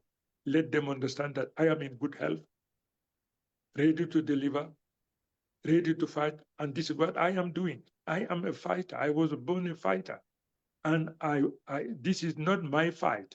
This is the fight of the people, and I am telling the people, you can count on me, and I count on you. Time is coming maybe tomorrow, maybe after tomorrow, maybe in a week. I don't know exactly. But my commitment is to be in immersion with the people and to let the people be at the helm of their own nation, to take their destiny into their own hand. Time will come when I decide, when all conditions are set, this is what is going to take place within a short period of time. Can't you see, ladies and gentlemen, that our country is brought to a standstill? Can't you see that nothing is operational in our country? After 9 or 10 months of the president's election, no government, nothing. And even the nation is bankrupt. The vessel that we call Republic is about to collapse, to capsize. It is about to. And this is not my reading. This is the reading of all experts. The state is in bankruptcy.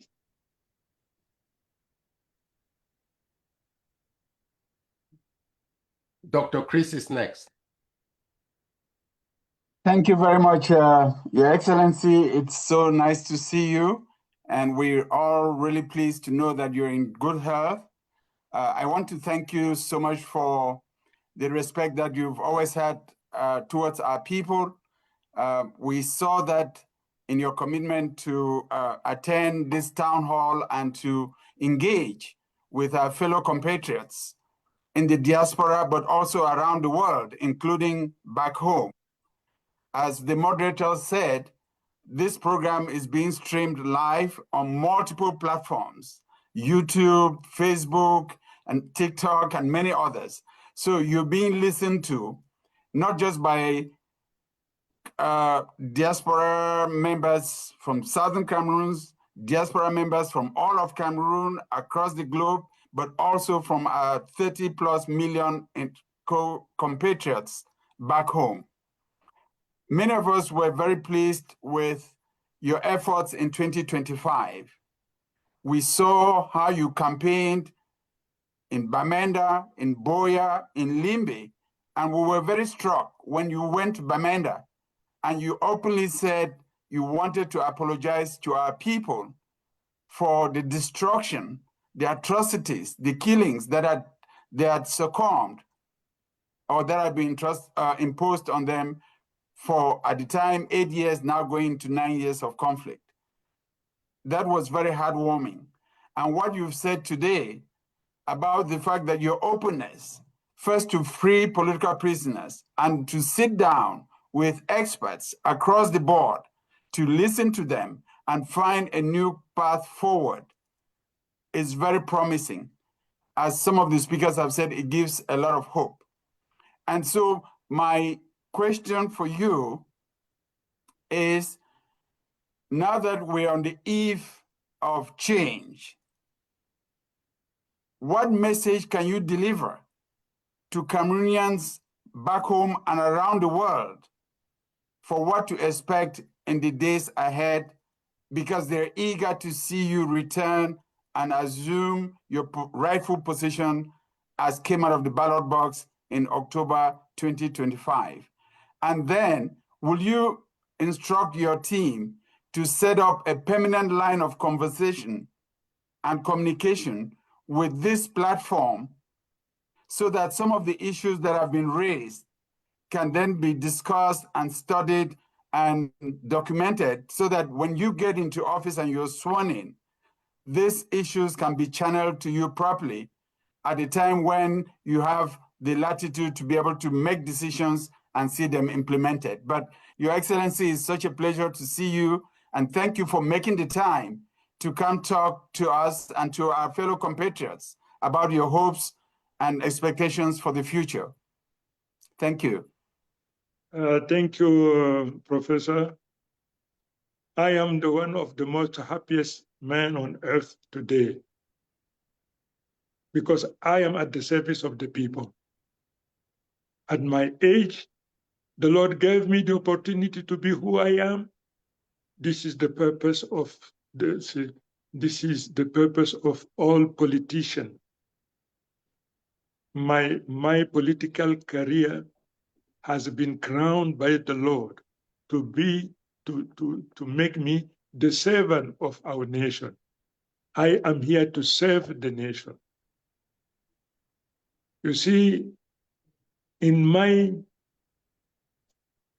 reign, there will be no corruption. There will be no corruption. Before I enter into the office, I will abide by the Article 66 of our Constitution. You have to know who is Tchiroma. So, being so proud and grateful to the Lord who gave me the opportunity to be what I am today, my fellow compatriot will be very much pleased with me, because my experience, I spent time in prison, more than 6 years. I might have been killed there many times. I have been the founding father of the coordination, Ifrondi, Late Frondi, and Oda, Ebo, and Oda. I have been one of the founding father of coordination of political party. I was involved in all the political fight in my life, because I was born a fighter to protect justice. Caring and sharing, this is my philosophy. So, as far as those who do not know exactly what I am doing, I have many teams. I have an expert, a renowned expert. We are capable of starting the next day of our arrival in power. I have already a team which is working. I have a team. Let all Cameroonians know that we are ready. We are ready. We are ready. So, I would like to thank you for this marvelous question. Permanent line, yes, I have an expert. A while ago, I listened to Abdulaziz, one of the experts, and have many lecturers of university. There are many of them who are ready to supplement, who are ready to give me the necessary support in case I am not enlightened, in case I don't have enough instrument which enable me to penetrate, to decode, to decipher the situation. I have the necessary expertise. But as you know, the leader is not somebody who knows everything. No. The leader is somebody who's capable of identifying the expert, the expertise, and make a good use of them in a most appropriate manner. This is the spirit which is animating us. This is the advice that I receive from all my advisors, and I am very much delighted and pleased. This question, let them forward them to me. In case I didn't properly answer, my expert will examine. If there are some aspect that deserve to be brought to my knowledge with a specification, they are going to doing it. But I am ready. Thank you. Thank you, Thank Your you. Excellency. So, Mr. Pafrung Kimbang, you have the floor. Ask Your Excellency. Thank you very much. I thank God, Your Excellency, for your good health and your good spirit. My name is Fru Nkimbeng, coming to you from Boston, host of African Hour since 2000. Your Excellency, Thank you. I have listened to you and your wonderful introductory speech. You have mentioned several times federalism. Could you please, in your opinion, tell us what kind of federalism you envision for Cameroon? Thank you, sir, and God bless you. Thank you. There is one form of federalism I will accept and adopt. The federalism which brings together all Cameroonians from wherever they are. The federalism which will enable me to rescue those who are in problem. The federalism which will enable all Cameroonians to feel at home, to be ready, to be committed, to be involved in the process of the making of the nation. That reason why I say I'm a politician. I'm a politician. I'm not an expert in the domain of judiciary, but I am a politician.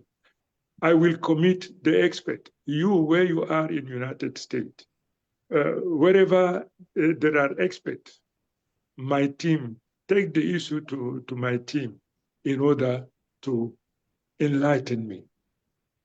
The kind of federalism I want is the most humane federalism which give equal chance, equal opportunity.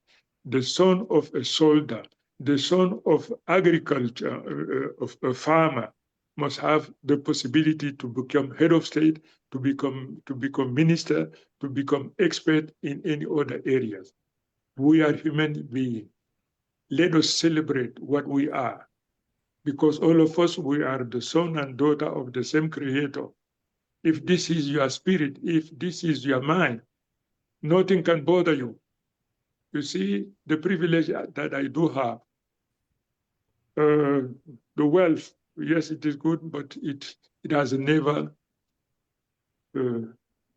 disturbed me otherwise. You see, that reason why I say when I am in office, do what you want, but don't touch what belongs to the people. The protection is there. I will put enough deterrent to prevent, to discourage, to prevent people from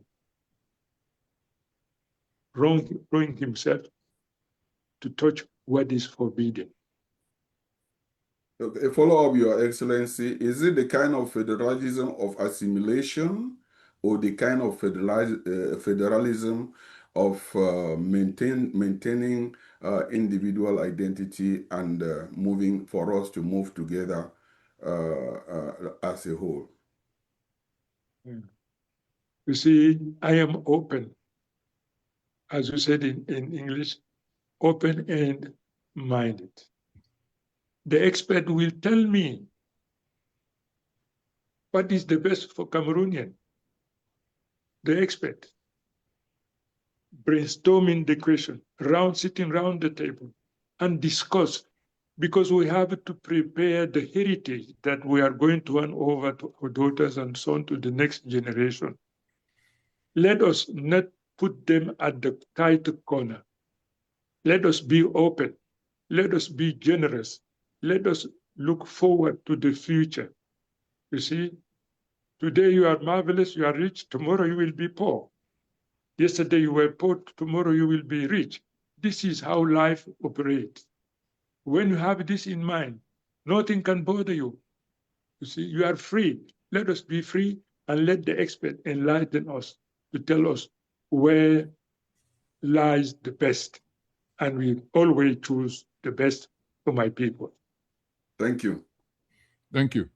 We would take some questions. Okay, somebody, okay. Go ahead, Mr. Unmute yourself, Mr. Mfo.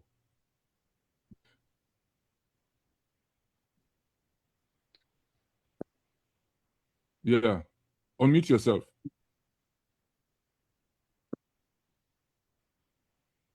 Can you hear? Hello? Yes, go ahead. Good evening, His Excellency Issa Tchiroma. Also feel touched for engaging with your people and with the Southern Cameroon. I wish to ask you if you recognize the boundaries between the boundary stones between Southern Cameroon and the French-speaking Cameroon. That's my first question. Secondly, the type of federation that our previous colleague asked, is it 10-state federation or a federation between Southern Cameroon and the French-speaking Cameroon?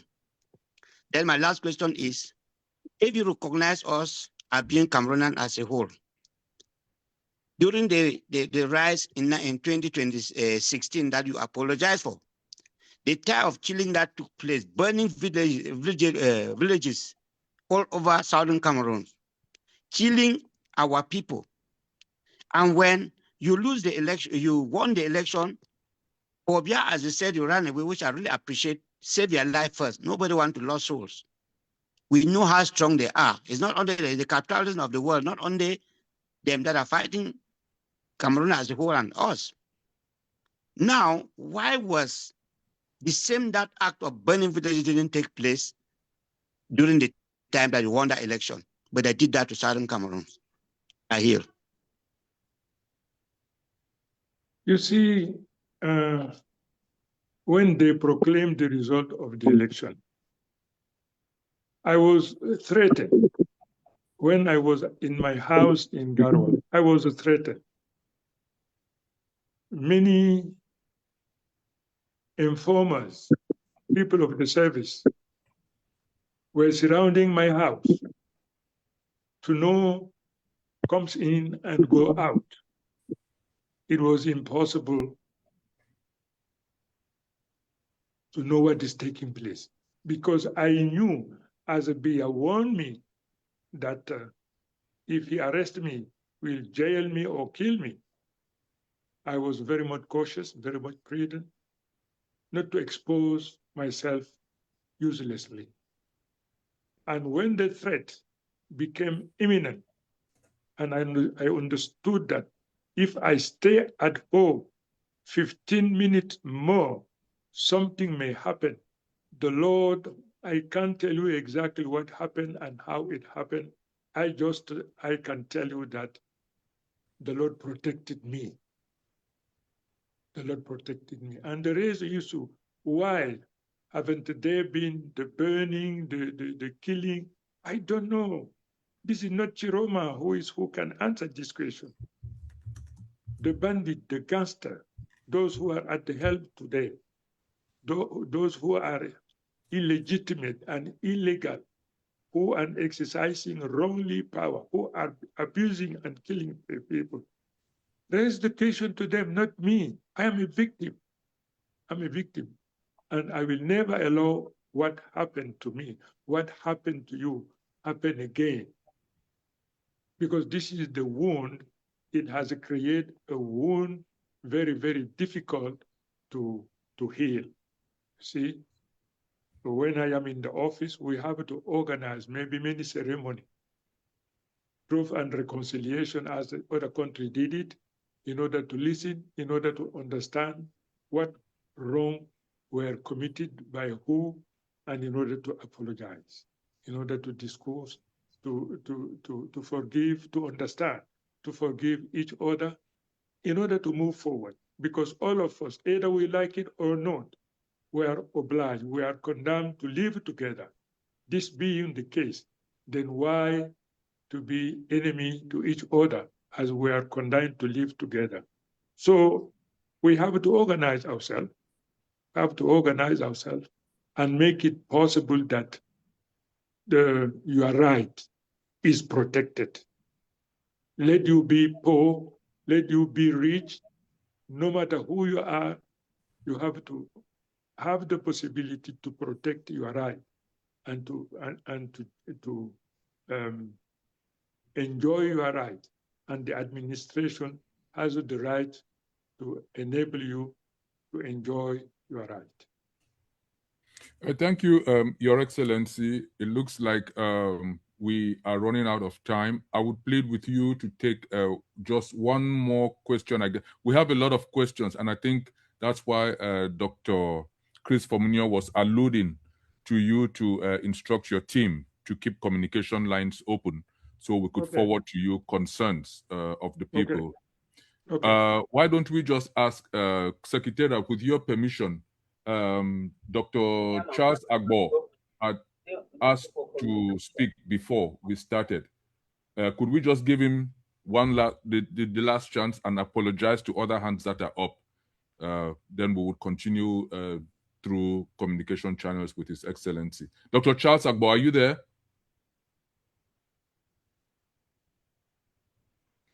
Dr. Agbo, unmute yourself. Your camera is on, but your microphone is off. Let me ask him to unmute. Yes, this is Mfo. Yes. Okay. Yes, I'm on now. Okay. Thank you. Yeah. Okay, go ahead. Thank you very much. Yeah. Thank you very much for giving me the opportunity, and thank you, Your Excellency, for your bravery. First of all, because it is not easy to stand against a rogue regime, and I will thank you for that. But my first question to you is that, do you agree that the union between Southern Cameroons and the Republic of Cameroon has failed, and that we have seen this failure in the thousands of our people in prison, in the thousands killed, and in the hundreds of villages burned? Now, that's the first question. The second question, so do you also agree that between, in effect, what I want to say is that Southern Cameroonians don't need anyone to give them anything. Southern Cameroonians want to give to themselves what they deserve, because only we can give to ourselves what we need, what we want. Now, colonization construct new identities. Okay, colonization construct new identities, and these identities are not superficial; they are deep, they are systemic. For example, your country, the Republic of Cameroon, is a centralized state, whereas us, Southern Cameroonians, we have a decentralized structure. Now, how are you going to resolve these things? Bearing in mind that at least we want a rational person to be on the other side of the table. That's why we are supporting you, because we don't want to deal with rogues. We want someone who is rational, who can understand issues. So how are you going to deal with these issues? Okay, thank you. Thank you. Thank you. Very tiny issue, but I don't know the reason why you want me to express my opinion in a problem which will no longer exist so soon as I arrive in power in the day or months to come. Why would you like me to spend time? I am not the author of this problem, but I inherited the problem. I will not escape them. We have to thoroughly and deeply look into it in order to find the right solution. I'm not the maker of this, but I inherited. There is a lot of jaundice. There is a lot of hatred. There is a lot of aversion. I understand. But only forgiveness can help us accept each other, to live with each other, to tolerate, to pardon, and to turn the page. I don't say to forget, no, to keep in mind, but to transcend and to move forward. You see, let me spend my time with the expert. All those questions that you have mentioned should be brought onto the to the table. They have to be brought to the knowledge of those who tomorrow will help us address and solve the problem. Understand what I mean? No issue will be a taboo. People have been killed. Farmers have been destroyed. Farms have been destroyed. All those problems have to be brought to the knowledge. We have to bring them to surface in order to spiritually, morally, psychologically, in order to allay the burden which is crushing us. The way that you raise this issue indicate that up until now you are suffering. You are suffering in your mind, in your heart, in your soul. You are suffering, but we have to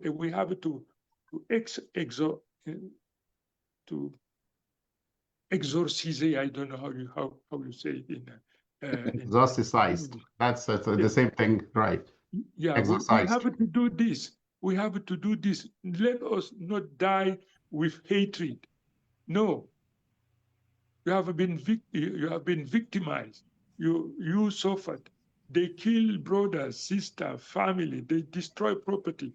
This is enshrined in your soul, in your mind, but it becomes a burden that you are carrying every day. It must never be a burden that prevents you from enjoying the moment, the instant that God gave you to be a good use of it. You see, I'm not giving you a lesson, not at all. I'm not here to lecture, not at all. I apologize. I wouldn't like this to be your understanding, but in my capacity as a leader, as somebody who has suffered, I have suffered in my life. You cannot imagine I've suffered. But from that, I draw a lesson. I draw a lesson to forgive and to move forward, but to protect yourself, but to take any preventive measure to prevent this from reoccurring, to prevent this from happening again. It happened, we have to draw a lesson, and take any meaningful decision, related decision, in order to avoid the repetition, and in order to make on transcend. We have to be greater than the problem that is okay. We have to be stronger. We have to elevate our soul to forgive and to move forward. And we have to take all measures to prevent this forever to come back again. Thank you, Your Excellency. I said that would be the last question, but I think I lied. We have a chief, one of our chiefs in our midst, and he wants to ask you a question. And out of respect for our institutions, please indulge us and let Chief Luma ask you his question. Chief Luma, can you unmute yourself? And that will be the last question, and then we'll round up. Chief Luma, are you there?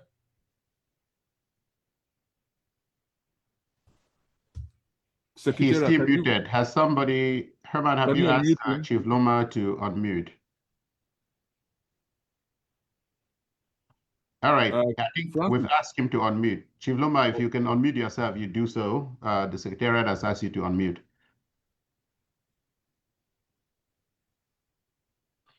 Okay, well. There's something wrong with me. I don't have enough knowledge to come back to where I were. No. Your Excellency, you're fine. You are fine, and Chief Luma is also fine. Yep. Chief Luma, go ahead. Ask Your Excellency your question, so we can. Can you see me? Yes. Yes, His Excellency. Yeah, we can see you. Okay. You're fine. Chief Luma is still on mute, still muted. I don't know, but if he can. Yes. Press the unmute button. Press the microphone button on your phone so you can unmute yourself. You mean me? No, His Excellency, Chief Luma. Okay. Chief Luma, can you unmute? Yes, okay, I did. Go ahead. Yeah, okay, great. Okay. Thank you, Your Excellency.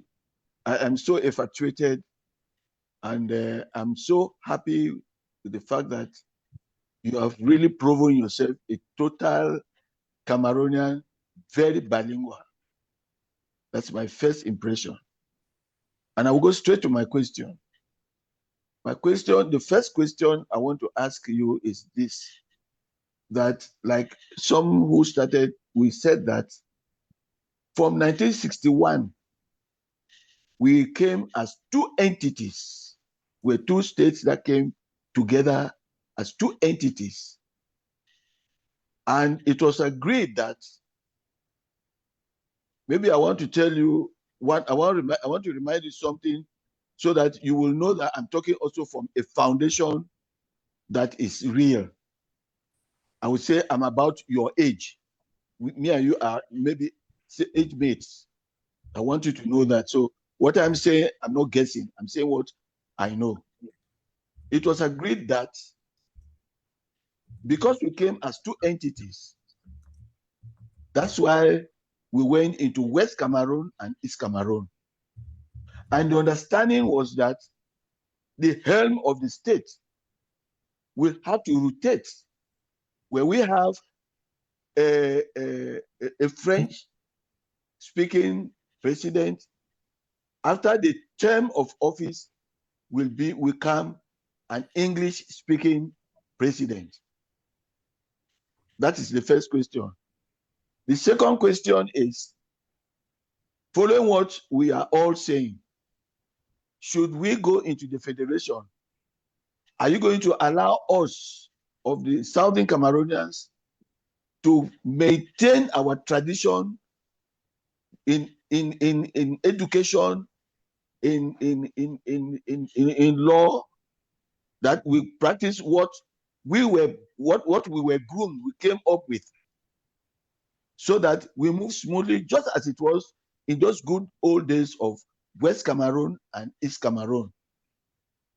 I agree that you have somebody asked the other question where, as West Cameroon, we will have our own House of Assembly, we will have our Prime Minister, we will have. You say that one is no problem, so I'm not going back to it.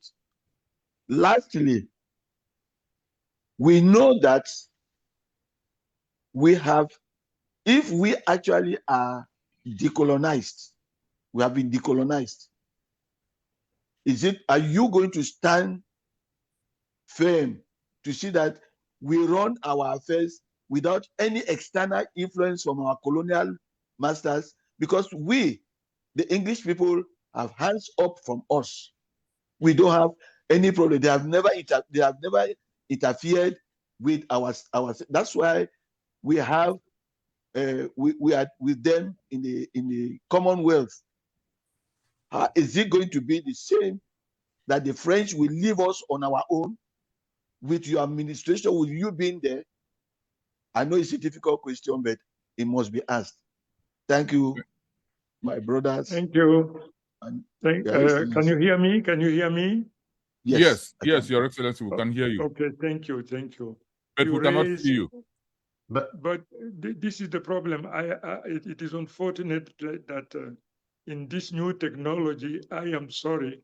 Oh, go ahead. I am not smart enough to address this issue. You see, I am an engineer by training. I'm an engineer by training. But now I am completely outdated, But I don't spend time to learn. You see, I have other issue more important and urgent to address. So you raise a very important question.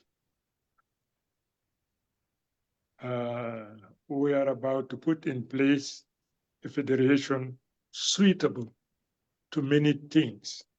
Our tradition, the community of our destiny, and all those problems. As I already said, this is not the problem that I can answer you right now.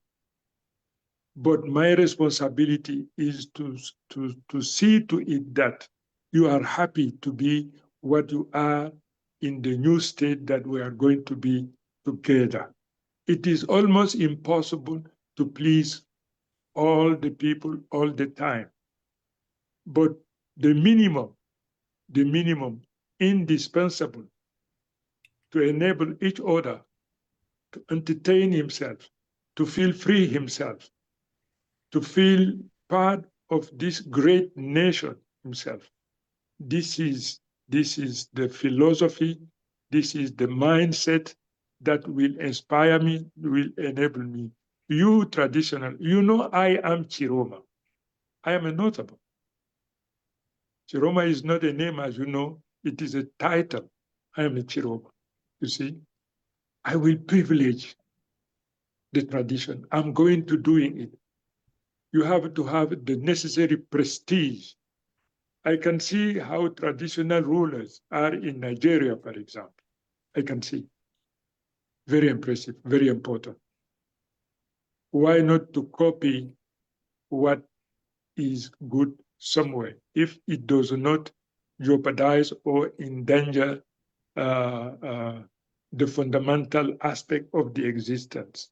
Let us go around, visit other countries. How are they living with their tradition? What kind of innovation? What kind of concession?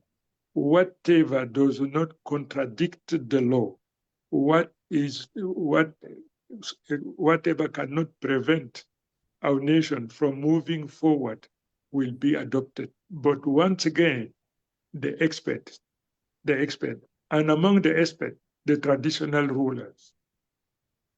I will rehabilitate, I will promote the function, the responsibility of traditional ruler. I am more notable. I am Tchiroma in our tradition, Garwa, and I will make a good use of my position. You have to use my position as a leverage to promote our tradition with regard to modernity, with regard to law and constitution.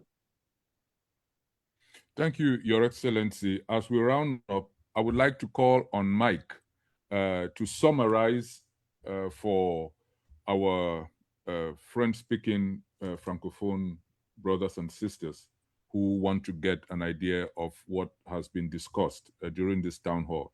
If Mike is there, unmute yourself. Mike? Yes, Ato. It's good to be with President-elect Tchiroma on this call today. No, Mike. I'm talking about Mike of President Tchiroma's team. So, Mike. Yes. Yes. Andre is there? Yes, I'm here. I'm always here, Michael, because. Okay. Okay, Amon, you can go ahead. Okay. Hello. Okay. Yes, Amon, go ahead. Yes, thank you so much. So I will summarize in French, and thanks everyone for their question. Le président Issa Tchiroma Bakary s'est entretenu de façon exercée, approfondie et solennelle avec ses compatriotes du Southern Cameroon à l'invitation d'une organisation qui a établi une tradition d'échange à travers le Town Hall. Cet après-midi, 3 principaux points ont été abordés par le président Issa Tchiroma Bakary. Le premier point a concerné la question essentielle de la restauration du pouvoir du président élu à la suite de l'élection présidentielle du 12 octobre 2025 au Cameroun.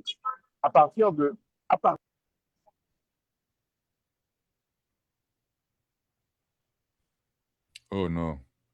À partir de cela, le président Issa Tchiroma Bakary a exprimé un engagement solennel. Il a maintenu l'engagement qu'il a rappelé de façon circonstanciée, de façon aboutie et de façon déterminée depuis quelques mois à travers ces messages d'appel à la diaspora, d'appel à la nation, d'appel aux forces de défense et de sécurité, afin qu'une mobilisation de tous les instants soit celle des citoyens camerounais pour le rétablissement de la vérité des yeux. Ensuite, le président Issa Tchiroma Bakary s'est exprimé à travers les réponses aux questions sur des points cruciaux. Le premier concerne les premières mesures qu'il prendrait en tant que président de la République du Cameroun une fois son pouvoir rétabli. La première mesure serait le rétablissement du fédéralisme dans notre pays. Notre pays a connu le fédéralisme de 1961 à 1972 et cette période a été une période d'expérimentation des formes de gouvernance, des formes de décentralisation, des formes d'administration autonome par les populations à la base de leurs propres affaires. Et à partir de cela, le président Issa Tchiroma s'est engagé pour que des experts, un collège d'experts élargi à l'ensemble des forces vives de la nation, parmi la diaspora également, puissent plancher sur les différentes options qui seront sur la table concernant la forme de l'État au Cameroun, qui n'est plus, pour sa part, une question taboue. en se rendant à Bamenda, en se rendant dans le nord-ouest sud-ouest, à l'entame de la campagne pour l'élection présidentielle, il s'était engagé en reconnaissant à la fois ses erreurs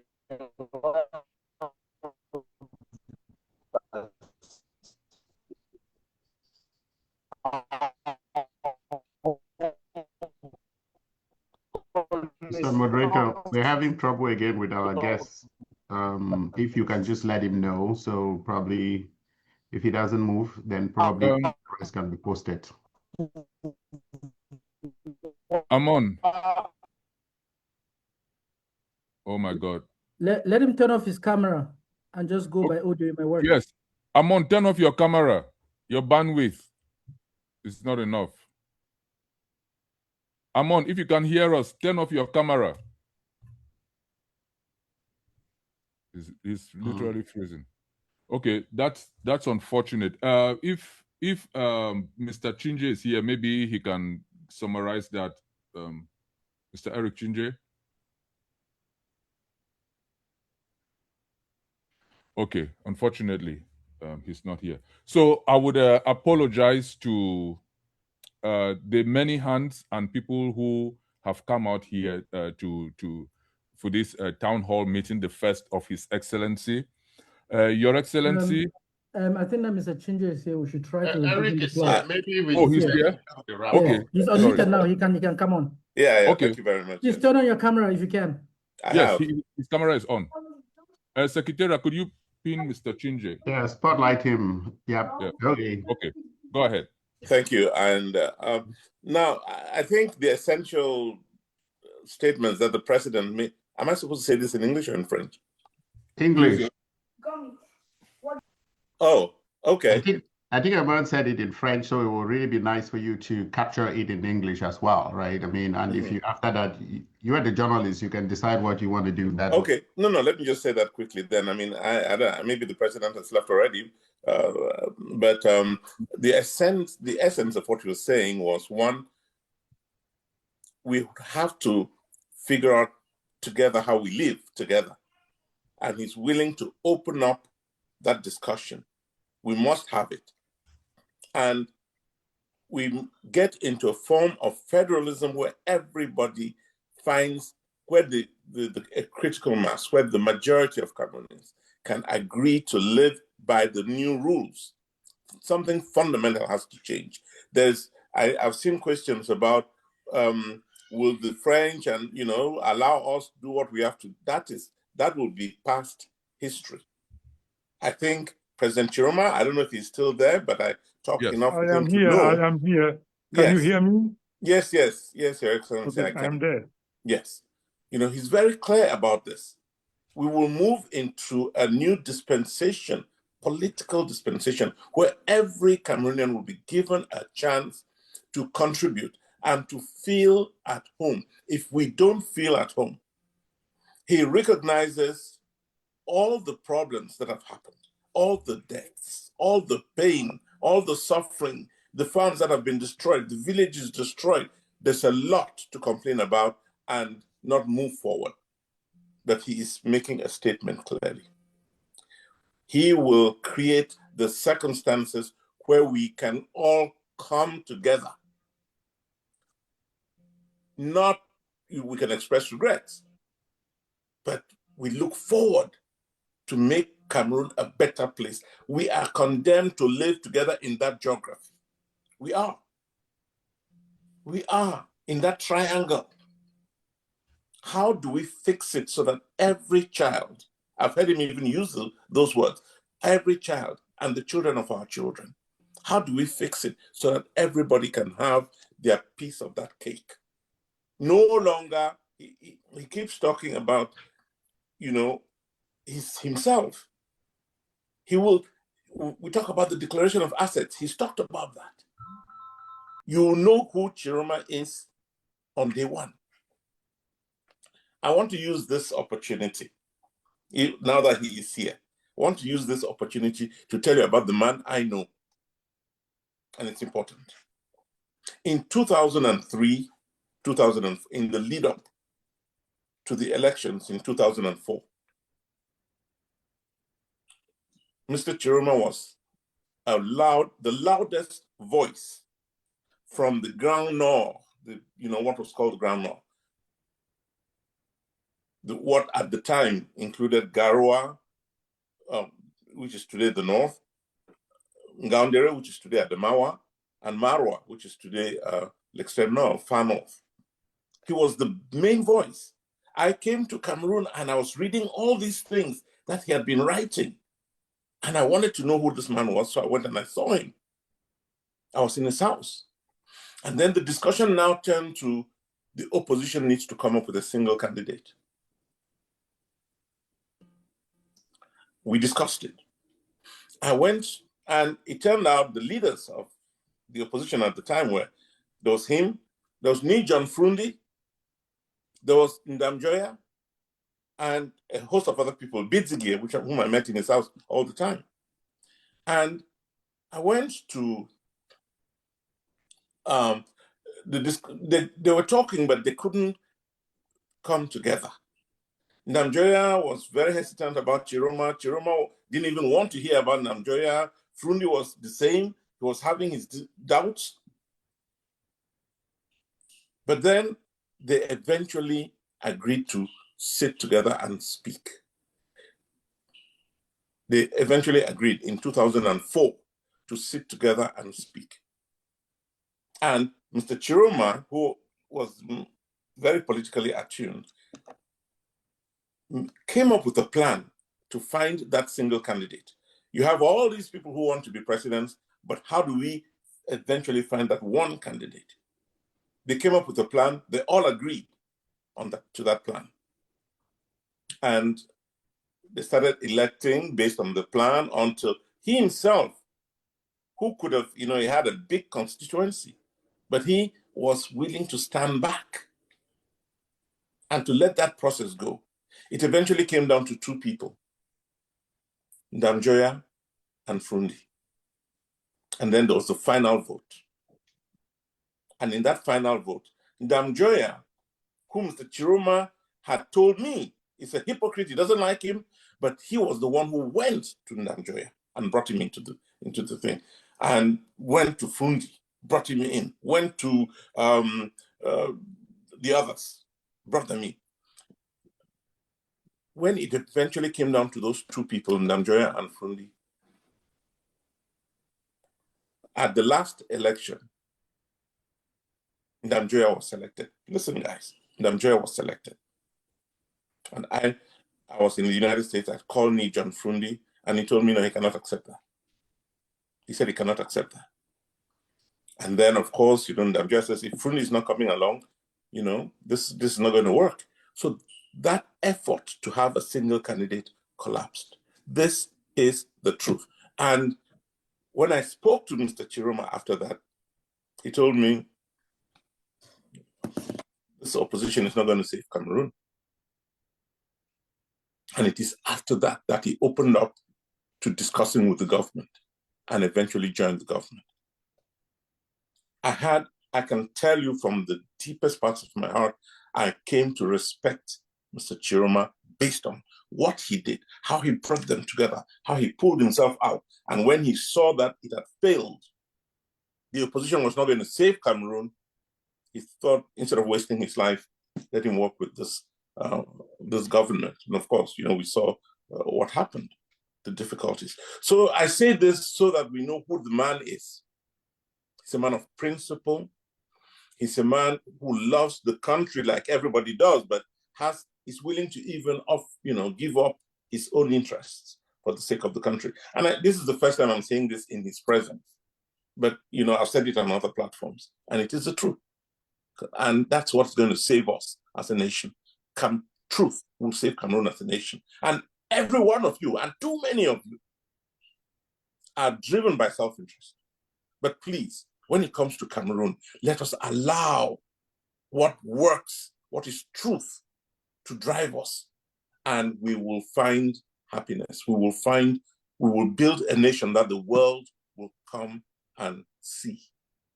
And I think, as we all say, it has to be federalism where there's autonomy, where the power, as John Frundi used to say, is with the people. so that power leads from the ground up and not from the up down. That's the problem we have in Cameroon. And I think that's what Mr. Tchiroma is telling us. I will come down to the level of the people. I will let that power grow from them. I will listen to them. So I don't know. I'm not a spokesperson here, but let me just say, that's what I thought I should say. Thank you. Thank you very much for that eloquent Yes, introduction. Mr. Moderator. Yes. Yeah, thank you very much, Eric. I am going to break protocol, His Excellency, and ask, we were done with questions, but a very important question has come in that I will pose to you from the Secretariat, and we just confirm. This comes from one of the fighting groups on the ground, popularly known as Amber Boys. And so I think I have a question. And the question is, do you have a plan to integrate or rehabilitate the Southern Cameroon fighters, those popularly known as Amber Boys, should you take power as president? And what is that plan? Well, thank you for raising this fundamental issue, this very important question. I think that on a daily basis, we aggress and we offend the rule and the law put in place by the Lord himself. Then he forgives us, provided that we do not repeat the mistake that we have committed. Amber Boys, they are Cameroonian. They are Cameroonian. I can never and will never reject any Cameroonian. But I said one thing. Such a problem has already taken place somewhere in the world. Let us learn and see how did they solve the problem. No Cameroonian will be put aside because any past action or activity.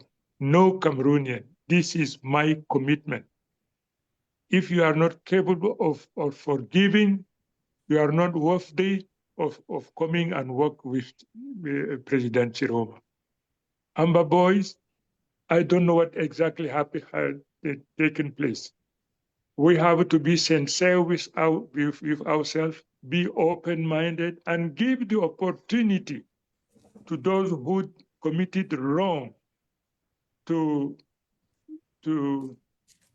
redeem themselves, to rehabilitate themselves, and to be integrated in the society. Because what are you going to do with them? If they have committed something wrong, something detestable, but what are you going to do with them? It is already done. Now, I will put in place a commission, Truth and Reconciliation, to understand exactly what has taken place. Okay, we discover what has taken place. If apology is necessary, we are going to apologize. What part will be the one of the state in the compensation in this and that? We are going to see. But Amber Boy, they are Cameroonian. No matter what they committed, they are Cameroonian. We are not going to throw them into bush. No, not at all.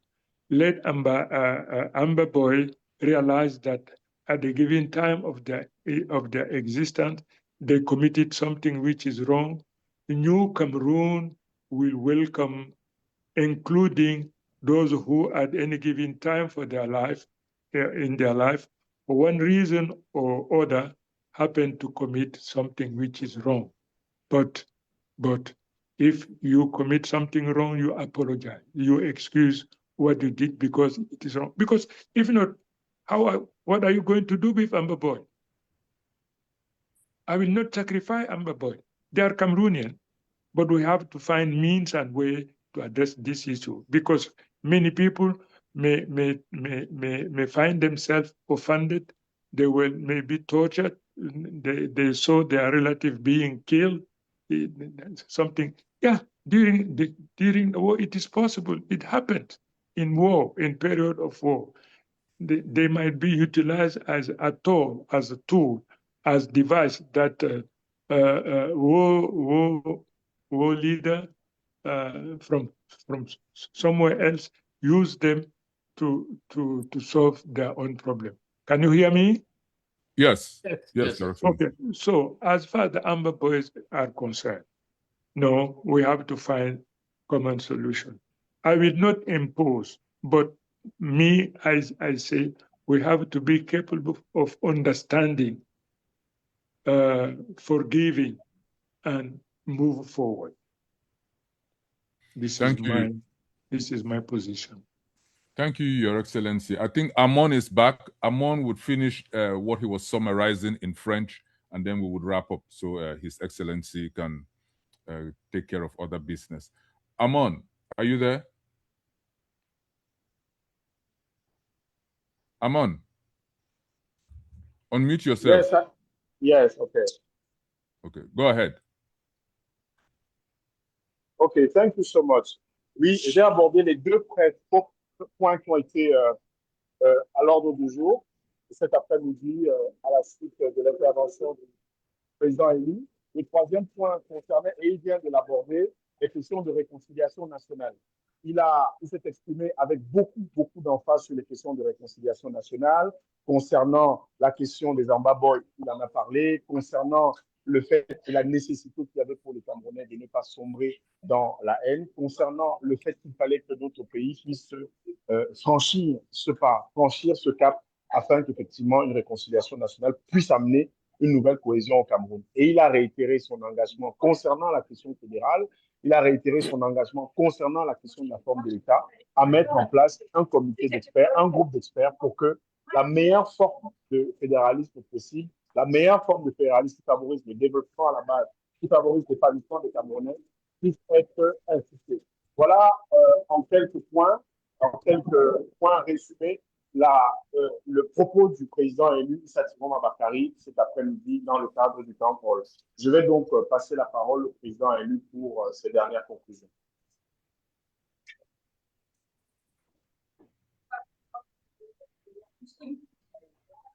Your Excellency, you have the floor. Yes, bien. As I spoke long in English, allow me in 2 minutes to conclude in French. Je suis très heureux, je suis très content de me retrouver parmi mes frères et sœurs de la zone anglophone. Je peux vous dire une chose aujourd'hui, vraiment, et je le dis sincèrement, la langue que j'aime le plus, c'est l'anglais. Can you hear me? Hello. Yes. Okay. I was saying that la langue que je préfère aujourd'hui, c'est l'anglais. Pourquoi? Parce que j'ai appris l'anglais dans des conditions extrêmement difficiles de mon existence. J'ai fait toutes mes études en France, où je suis resté 8 ans pour faire plusieurs écoles. Mais quand je suis rentré au Cameroun, je ne savais pas dire un seul traître mot en anglais. Mais comme la politique est mon métier et que je ne parlais pas anglais, mon créateur m'a donné l'opportunité d'être en prison. Oui, c'est curieux, mais c'est comme ça. Dans la douleur, dans la souffrance, j'ai décidé de mettre à profit mon séjour en prison pour apprendre à parler l'anglais. Alors, j'ai passé donc beaucoup de temps, j'étais à Londres parce que nous étions en quarantaine. Quand on est prisonnier politique, évidemment, on est coupé du reste du monde. On n'avait pas de professeur. Je le faisais seul. Bref, aujourd'hui, l'anglais, c'est la langue que j'aime le plus. Et je ferai tout pour polir, pour mieux comprendre cette langue, pour être en mesure de m'exprimer autant que je le fais en français. J'essaye déjà, mais il y a encore du chemin à faire. Alors, je dis donc une fois de plus, nous, Camerounais, nous devons comprendre une chose. Il y a une menace existentielle qui pèse sur nous. Biya veut étouffer la volonté du peuple. Biya veut réduire la volonté du peuple au silence. C'est une menace existentielle. Aucun Camerounais ne devait accepter que ce monsieur-là bafouille la volonté d'un peuple. Le peuple camerounais, c'est 30 millions de Camerounais. J'ai aujourd'hui une armée de 30 millions de Camerounais qui sont prêts à en découdre. parce que sa volonté doit être respectée. M. Biya doit comprendre que la volonté du peuple, c'est sacré et c'est saint. Et la désacralisation de la volonté du peuple a un coût. Et si telle était sa volonté, il faut absolument qu'il se prépare donc à payer ce prix. Le peuple a décidé et son choix doit être respecté. C'est la volonté du peuple. Aussi longtemps que je serai vivant, aussi longtemps que j'aurai cette force-là, j'ai dit je me battrai. Je me battrai non seulement pour que triomphe la volonté du peuple, ça, il n'y a rien à faire. Les jours à venir, peut-être les mois à venir, tel sera le cas, n'est-ce pas? Parce que le peuple camerounais, au sein duquel je suis ici et avec lequel je suis en immersion, ce peuple-là, je l'écoute. J'écoute le battement de son cœur. Et parce que, à mon âge, c'est ce qui me reste à faire, c'est-à-dire apporter le maximum que je peux le temps que j'aurai encore la possibilité de vivre. Je suis très heureux d'avoir pris part à cette émission. On a dit beaucoup de choses, mais je répète, qu'on soit anglophone, qu'on soit francophone, il y a une menace terrible. Biya veut étouffer la volonté du peuple. Je l'ai battu à près de vraiment presque 80%. Ça, il faut qu'il comprenne que le monde a changé. On n'acceptera jamais que son fils lui succède. On n'acceptera jamais qu'il désigne quelqu'un d'autre que celui de la volonté du peuple. Il ne faut pas qu'il se leurre. Il ne faut pas qu'il se trompe. La volonté du peuple triomphe, la volonté du peuple triomphera. Et que le peuple soit prêt donc à assumer cela. Moi, mon armée, c'est le peuple. Évidemment, naturellement, lorsqu'un peuple est opprimé, et comme c'est le cas du peuple camerounais, toutes les institutions internationales donnent au peuple la possibilité de choisir le meilleur instrument pour se libérer. Pour l'instant, je voudrais que ce soit la volonté populaire, mais nous n'excluons aucune possibilité. Si d'aventure, M. Biya, heureusement, ça n'arrivera pas, parce que plus de 70% des Camerounais ont voté, de l'armée ont voté pour moi, et aujourd'hui, j'apprends qu'il y a encore beaucoup d'hommes en tenue, beaucoup même des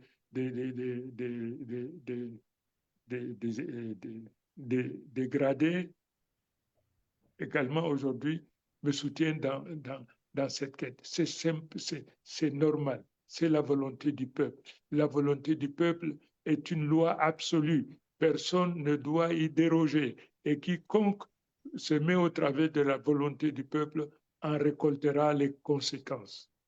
Quiconque se met au travers de la volonté du peuple en récoltera des conséquences.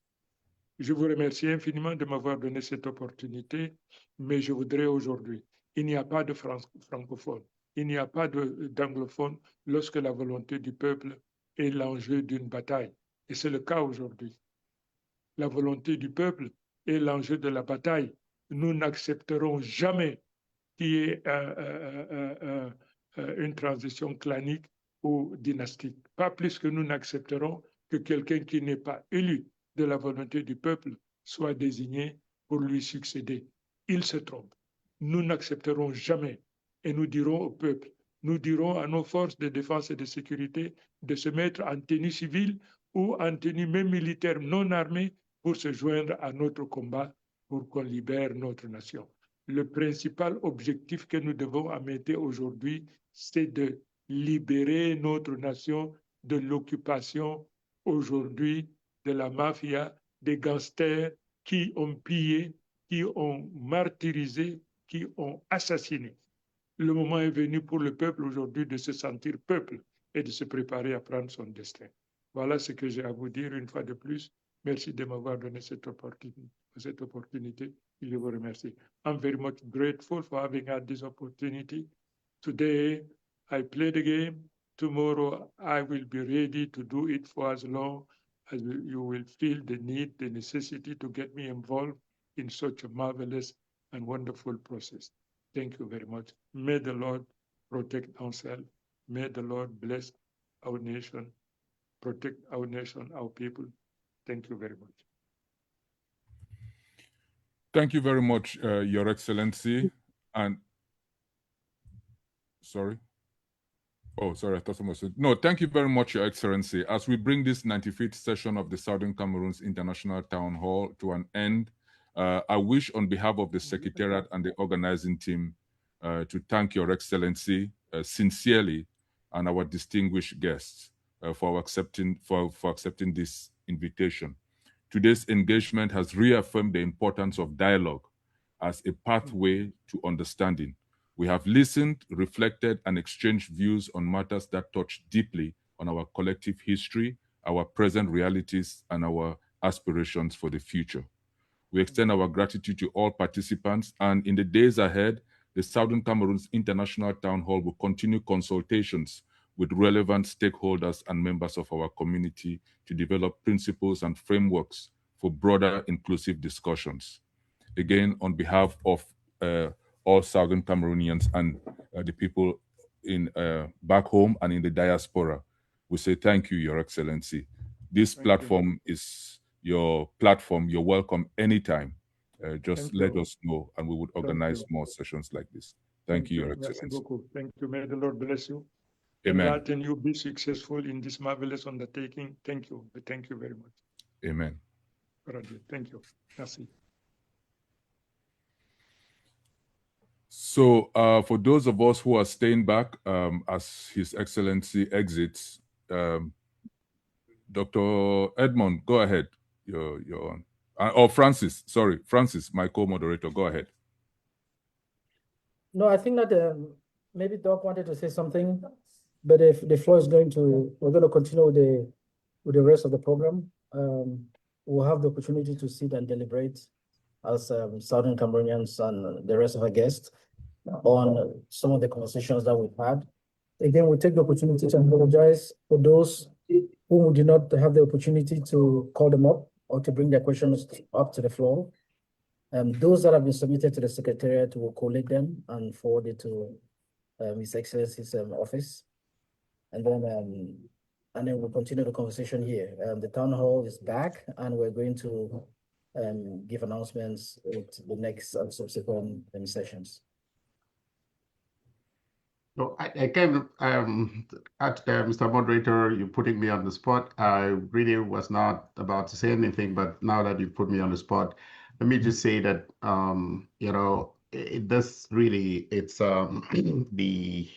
the essence of a town hall where you have to bring everybody together, different opinions, different views, right? And I think that one of the things that people really have got to take out of this town hall is the engagement. And I know when Mr. Change actually talked about maybe people condemning to living in the triangle that is today the Cameroons, I think you could see some reaction on the chat about the international. I mean, but I think we have to look at what the fact that, you know, any person, and this is the reason why nobody wants a failed state on their borders, even if as is the wish of all Southern Cameroonians, tomorrow we get our country, you also need to use it as a platform to fight for the liberation of the people of the East Cameroon, or as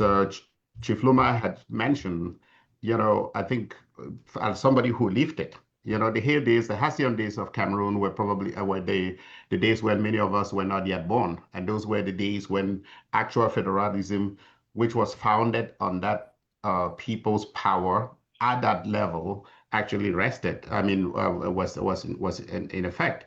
So I think we have to like reflect on this and say to ourselves, we don't know the very fact that anybody now is beginning to think about that form of state now is actually on the table. It is for us Southern Cameroonians to decide what that form of state, what that form of state, in our quest for our self-determination, which is a right that we cannot cede to anybody. And it is a right that we're not asking somebody to give us that right. It's our inherent human right. And we are the people who would determine how that right is exercised.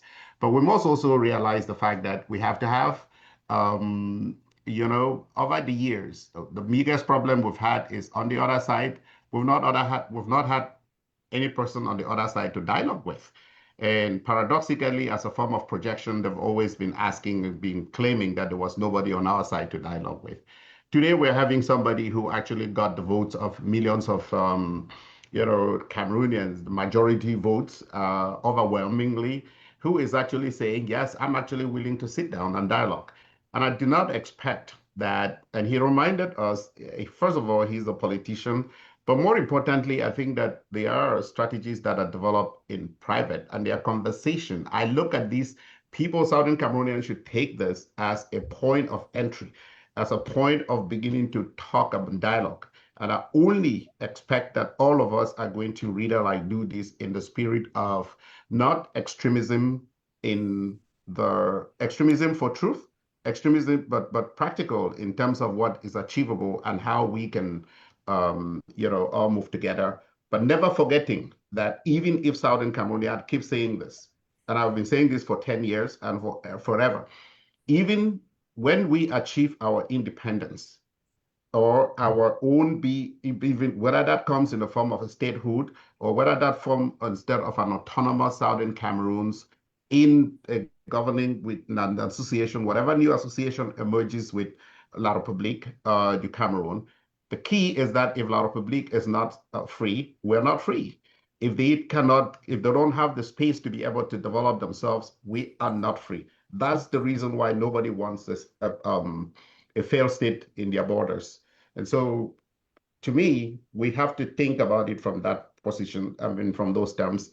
And it's a start of a conversation, and it's a process as we go ahead. And we know that, like the moderator said, there will be so many questions that could not really be answered today. I think we do recognize that. And people, I think my hope is that after having this, after having this, that the next several town halls, we should really come together and begin to hear what was said here, and probably maybe get back to actually talking as we used to talk amongst ourselves, and what lessons we have learned in order to be able to make a better, a better nation for our people. Thanks. Thank you, Doc. We have a number of hands up, and we'll just go down the list. I have Mr. Mfo first, and then Francis, Chief Luma, Bajo, and then Professor Nubong. So let us start and let us summarize what we have to say, maybe, couple of minutes, 3 minutes, so that everybody can get a chance. Mr. Mfo, the floor is yours. If you can turn on your cameras, please, because this is being broadcast for optics. Thank you. Okay, thank you, Mr. Moderator. It was really unfortunate. I had questions that I wanted to present to President Tchiroma, but unfortunately, I was not in a position where I was called up to speak, but I could not speak because I was on the way. Well, that notwithstanding, I'll just go ahead. I have some concern. My concern is we cannot approach La République while we are in disarray. Why do I say this? We have been in disarray for this long period of time. The town hall was effectively, subsequently, it went a while without us having the town hall. In that case, the Southern Cameroonians came up with an organization called the SCOF, that's Southern Cameroon Unity Front, that's CAUF, which many of the members are in here in this meeting. That means all of us, we want freedom to our people, but we cannot get freedom in moving in different roads. So it will be advisable and wisely for us. There is nobody except the Southern Cameroon Town Hall is gaining some money from somewhere. There is nobody who is getting anything from anybody, from anywhere. If we continue this way, we have understood if we continue this way, we are not going to succeed. I will say this is the 10th year we are in this parallel movement because we have so many organizations. I want the Southern Cameroon Town Hall, the ESCO or the administration of the town hall to have a meeting. It is my pledge, if we have to move forward, to have a meeting with the administration or the secretariat of the SCITH, because I have attended the SCITH. I've never seen the secretariat, the members of the secretariat of the town hall in the SCITH meeting. That raises an eyebrow, and we shall not accommodate this. Unfortunately, Issa Tchiroma has proven to us today, President-elect has proven to us today that he will never accept to divide Cameroon. The Cameroon he is talking, I don't know which Cameroon he is talking. But as far as we know, as Southern Cameroonians, we have nothing to do with them. When it comes to federation, we are waiting for them on the table. Our position is clear. We are waiting for them on the table. It is only a referendum that our people will decide where to go. It is not Issa Tchiroma, it is not La Republique, it is not even us here in the diaspora that are going to decide for Southern Cameroon. I yield. Thank you. Thank you very much. Thank you very much for that intervention. I think, if I may just say a word, then we'll come to the next hand. Mr. Tchiroma has his position, and our people also have their position. He has made his position. The good thing, which he also said in his campaign, which he has said repeatedly, is everybody would come around that table with the experts. So we also have our experts. So what we should seek now is to head to that table as quickly and as soon as possible, and as you said, with a common position, as opposed to going to that table in dispersed ranks. So you're very right. I agree with you. But let's not get offended or emotional about it. Everybody has a position. They have a right to it.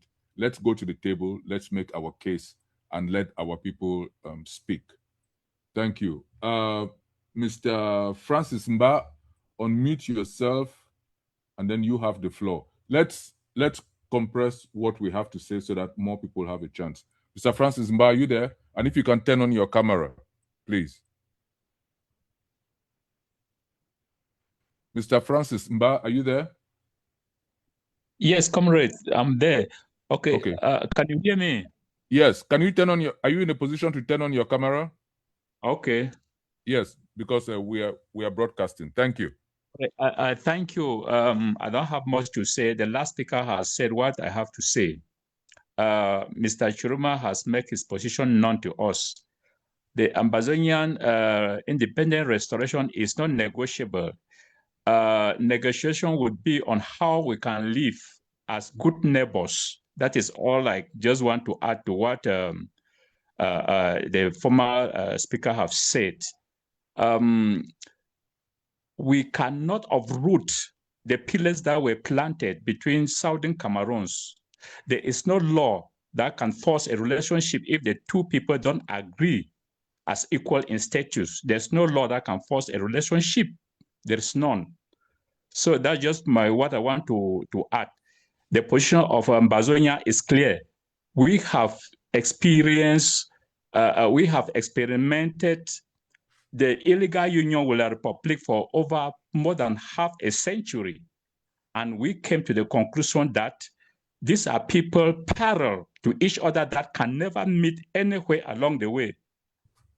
So, on the 1st of October 2017, Comrade Seseko lead Ambazonia people, and we declare the restoration of our independence. And that is why we are being killed with defending that restoration. We can't go back again to discuss again. We can't be toasted like people who like air cannot be toasting us around. Ambazonia knows their destination. They know where we are going. So we sit on the table. We discuss how we can. They can move out. We are not separating. We are not separating because we have never been one since World War I. We've never been one. So we sit on the table, discuss with them how they need to pack out of Ambazonia. We live like good neighbors. So that's just my contribution. Thank you. Thank you. Thank you very much. Chief Luma, please unmute yourself and turn your camera on. You have the floor.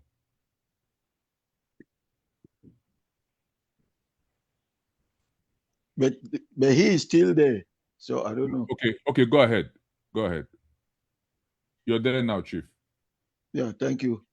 You see, I have listened like an old man. They say, what an old man sees sitting down, a young man on the tree may not see it. This discussion now is very, very important. I like you for doing what you have just done, that we remain behind and we do some reflections. I have just two main issues I want to raise. Before I raise them, I want to thank you very much. A friend just gave me this link, because if I follow what the speaker before the last one said, we also are in one other group called the Cameroon CSC, that is Council of the Sovereignty of Cameroon, CSC. I am there. Prof. Ben Aki is there. Many of us who are here are in that one. So just to cue to what he said, let also, even that one, we have a steering committee of that council. Let us, all of us, meet and have a consensus. There's nothing as bad as exposing our ignorance in the street. We are well brought up people. And I am so happy, why I decided to be so happy to participate in this town hall I'm discovering for today, and count me as one of your members, is that we are maintaining our original identity, which is Southern Cameroon. Personally, I want to be very honest to you people. Ambazonia is strange to me. Why am I saying so? Because it was something that just came abrupt without the knowledge of the rest of us. I am from the southern zone. And I realized that most of the people here who are participating or who spoke are from the northern zone. I look at that to be also one capital situation. Let this town hall do everything possible to bring on board, when we have the next town hall, let us bring on board, when I say equal people of the northern zone and the southern zone, let us understand ourselves before we even go to any forum, whether we are accepting to go with what the president-elect has said, who was also voted by some of our people in the northern zone and the southern zone. Let us have an understanding, please. And you people, we know that even between ourselves, we also have our own risk. The southern zone says that they are dominated by the northern zone.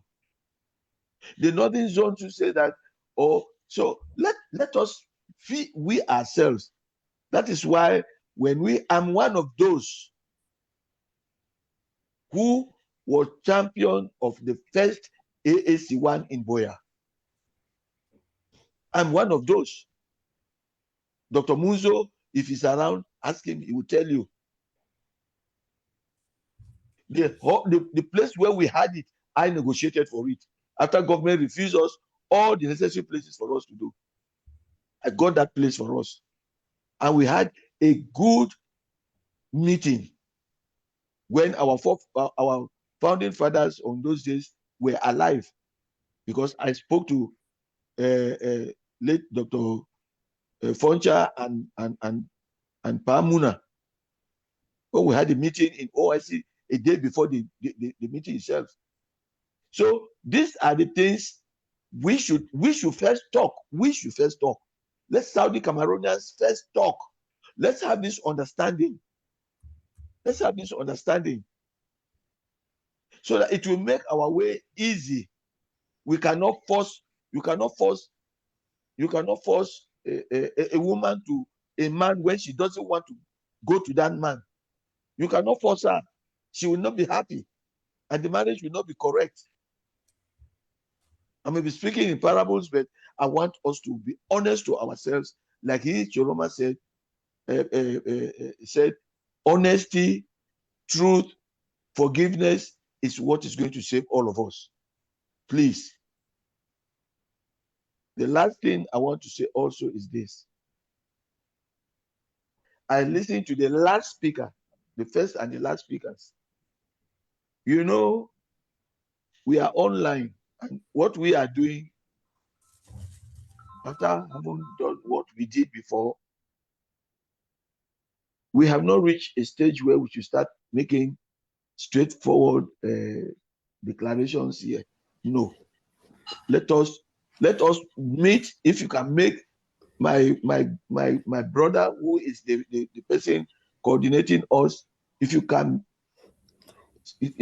take into consideration what I have said, so that we can have a town hall meeting composed of Southern Cameroonians of the north and the south, north region and the south region. Let us talk. Others called it AAC3. It is not important.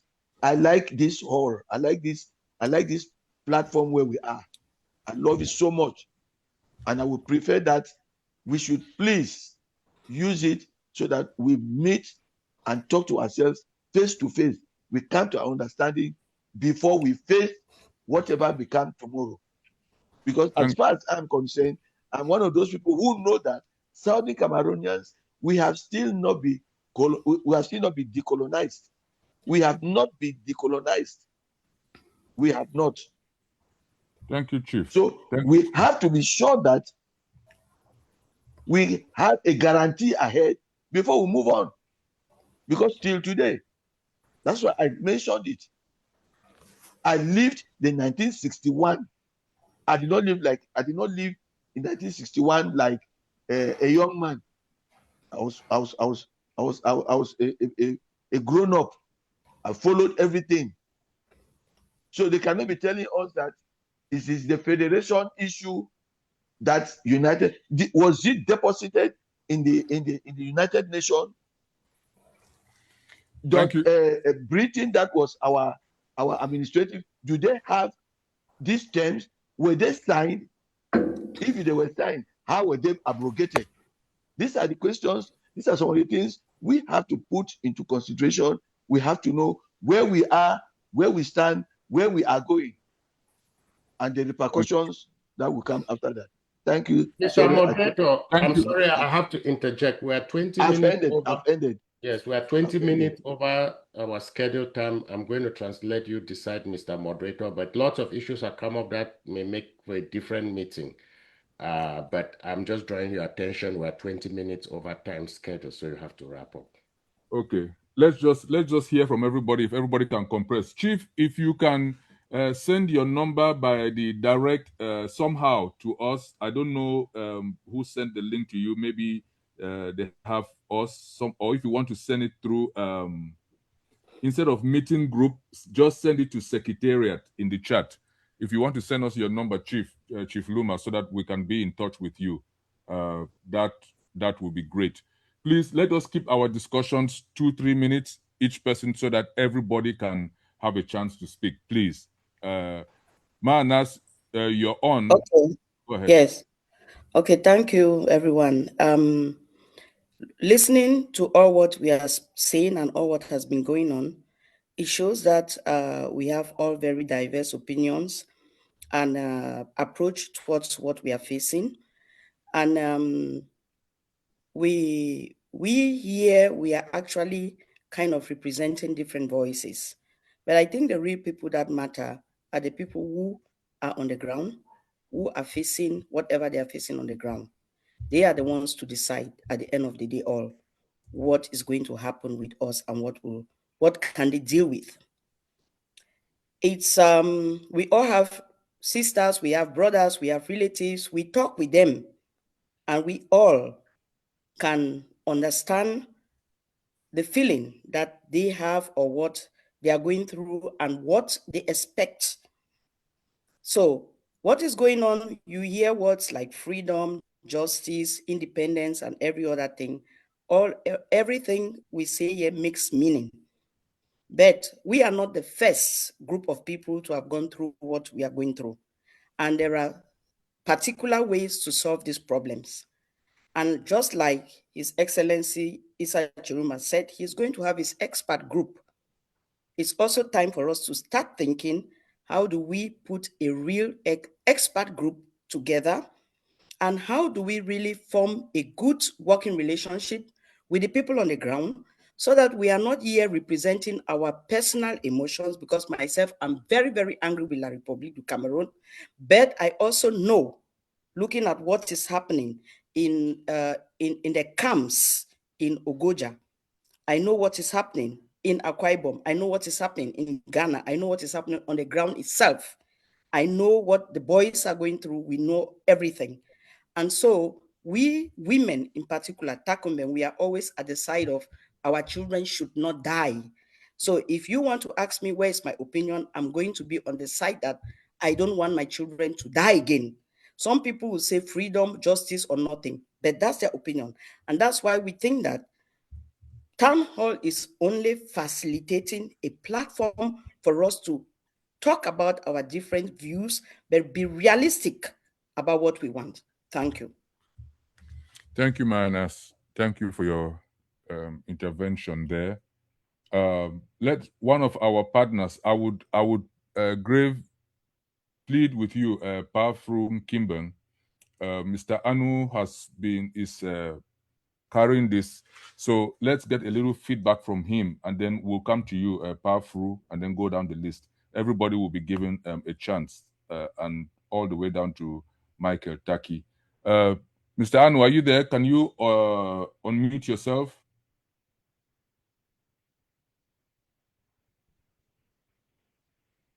Chris, Mr. Anu. Yeah, thank you. I got unmuted now. Thank you for giving me the opportunity. I greet everybody in here. I just want to say a few things. Number one,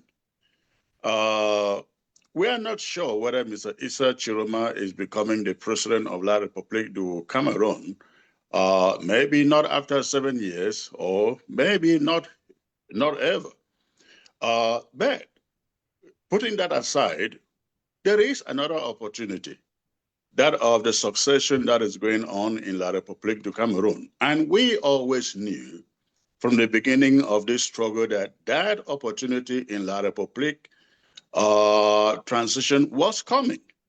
Talking about the aftermath of Paul Biya, we always knew when this struggle started, that moment, that opportunity was coming. I'm saying this so that we do not build all our eggs on what Issa Tchiroma will do for us, cannot do for us. And as one speaker said earlier, I think we must be very, very cognizant of the fact that we decide our future. No politician in La République du Cameroon has to determine our future. Why we listen to their opinions and hear their standpoints and what they are talking about, we must know this at the back of our minds, that we decide our future, not them deciding it for us. Because I heard something Tchiroma kept on talking about, gathering experts, gathering experts, gathering experts. How about a simple referendum to say, whatever the people decide, whatever the people decide.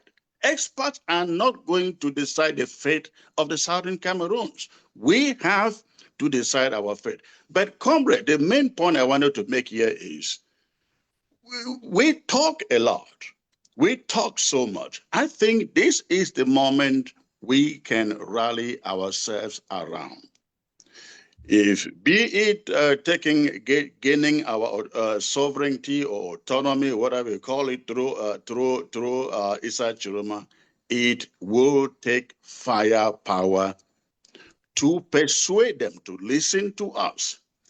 If it be a transition in La République du Cameroon, if there are crises, internal crises, as we see right now going on with the inability of Biya to show himself or participate in anything, and then we know of all the camps in La République du Cameroon, how about we come together, empower our fighters in the bush?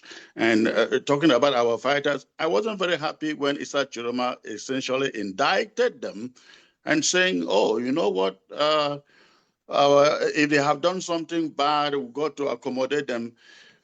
That is the wrong language to speak in here, because I don't think in his position he should be telling us that people who are defending our communities should be spoken about as though they are criminals. But that said, I'm really pleading with us.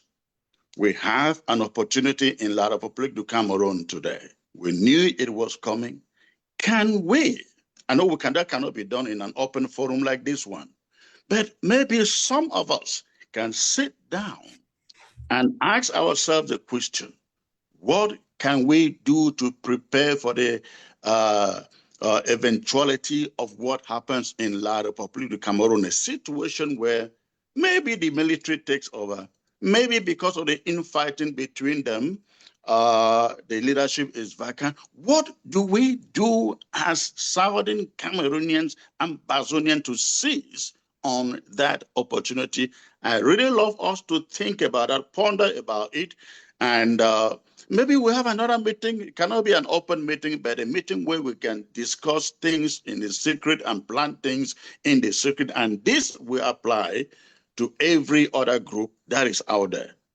Thank you, Ayo. Thank you very much for your intervention, Mr. Chris Anu. Thank you very much.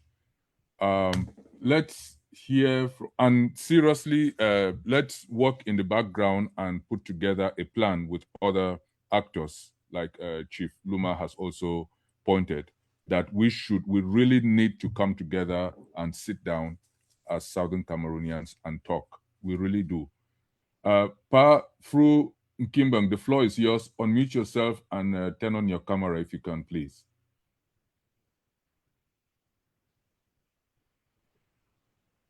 Thank you.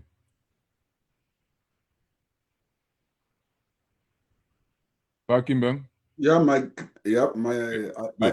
I don't think I'm on. I cannot see myself. Yeah, we can see you. You're on. Oh, I don't know why is it that I cannot see. Anyway, I really want to commend the group for pulling this together. I think that one thing that we should take away is that the Southern Cameroonians, we have put on display our civility and how to coordinate and organize something. Our brothers on the other side of the Mongo should be learning something, because the way that this town meeting went, It was very, very professional, and I commend all those who put this together. But I would equally say that since 2016, I really see that the problem is us. And please forgive me to maybe what I say may anger some people. There is an ego issue within us, the Southern Cameroonians. From Nigeria, all the mistakes that we have made, lives that we have lost. For more than 10 years now, what have we learned? We are still fighting amongst ourselves. I think we are our greatest problems. It's better we fight in the house and then maintain a powerful front out there that would respect us. But unfortunately, there are some people who, by share of their their ego, they will maintain that for something to move forward, they have to be the ones to play the role. You cannot do something like that. And unless we put the people before our personal ego and give an opportunity for someone who can represent us, not because he has been in this struggle since thy kingdom come, and by virtue of being in this struggle, he automatically has the wisdom or the front seat to do something. That if we don't desist from that mentality, we will not go anywhere. I really equally see that the Francophones, they are learning a lot from us. And if we can just use this platform, I have heard from Chief Luma what he has said, and then these elders, they should be able now, once we meet, they should be the one using their own wisdom to put civility amongst us, to agree, and that the Northwest-Southwest issue is something that is being used by some people to keep us apart. And if we know that Ambazonia is who we are, this opportunity makes us know that even whether you use arms or whatever, every discussion must be done on the table, face to face. And are we ready to go to that table? I don't see so, because we are fractured to go to the table. And with that, we don't have an upper hand. So I really call the powers that be to put Ambazonia before. We will sit in the diaspora and call for arms or whatever. It's good to sit in the diaspora in our air-conditioned areas and encourage others to go and die. But these people, we have platforms that are pushing this because we are not the one dying. At some point, we have to give discussion a chance and let our egos and the Ambazonians should speak with one voice and try it before we face the other party. Else, we will not go anywhere. I hope that this is really a learning for the various groups that those who did not have an opportunity to join us in this town meeting, please, the bigger the merrier. But we want all of us to start coming in the tent and looking back since 2016. All that division and everything has taken us nowhere. And this is the moment. Time is ripe and danger in delay. Thank you. Thank you very much. Thank you very much, Powerful, for that intervention. Thank you. And I hope what you're saying is resonating, that people are calling for us to come together. And my hope is that when these meetings are called, people will show up and let us move our side forward. Thank you very much. Mr. Ben Aki, unmute yourself and then turn on your camera, please.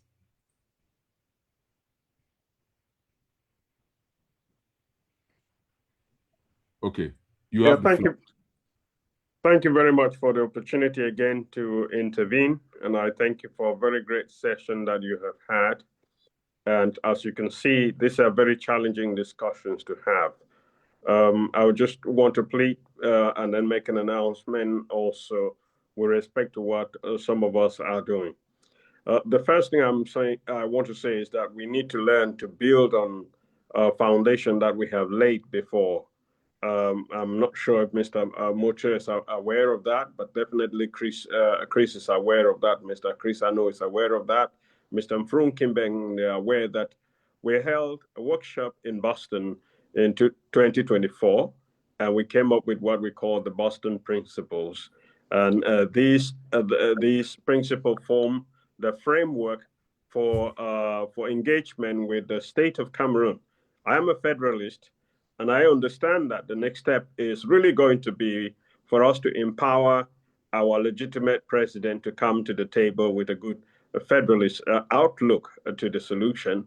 But we definitely understand that there is a need to engage with our brothers and sisters who think that the only way out is a republic of former Southern Cameroons. So they need to sit down with our president, empowered, and first of all discuss the nature of our problem, the nature of potential solutions, and then perhaps how that solution, how our people should be engaged in that. So I just want to plead with us that we should go back and take a look at that framework. It was independent of who drafted it. The principles speak for themselves, that they're a good framework to tell the government of Cameroon, come to the table, let us pause hostility while we talk about these issues. That framework is very important. But also to point out that a key principle in this 14 principles that we put together was to say that we want to have legitimacy on each side, on either on the side of the government of Cameroon or our brothers and sisters going to speak for us, speaking on behalf of the majority of Cameroon. I have conducted opinion polls, and I know that if the question is just asked whether people want independence for former Southern Cameroon, the majority say yes.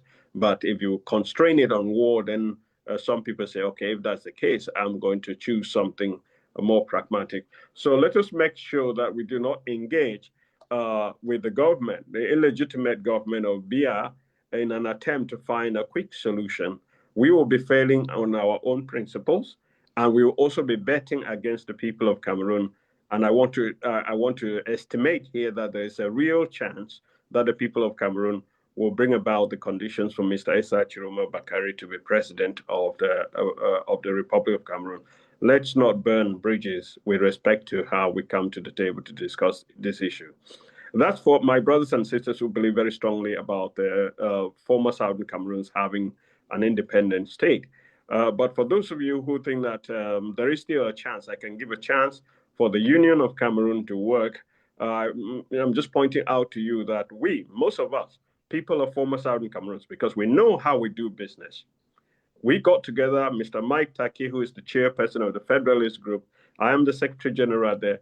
We got together when we saw that there were real problems in Cameroon, and we created the Council for the Sovereignty of Cameroon.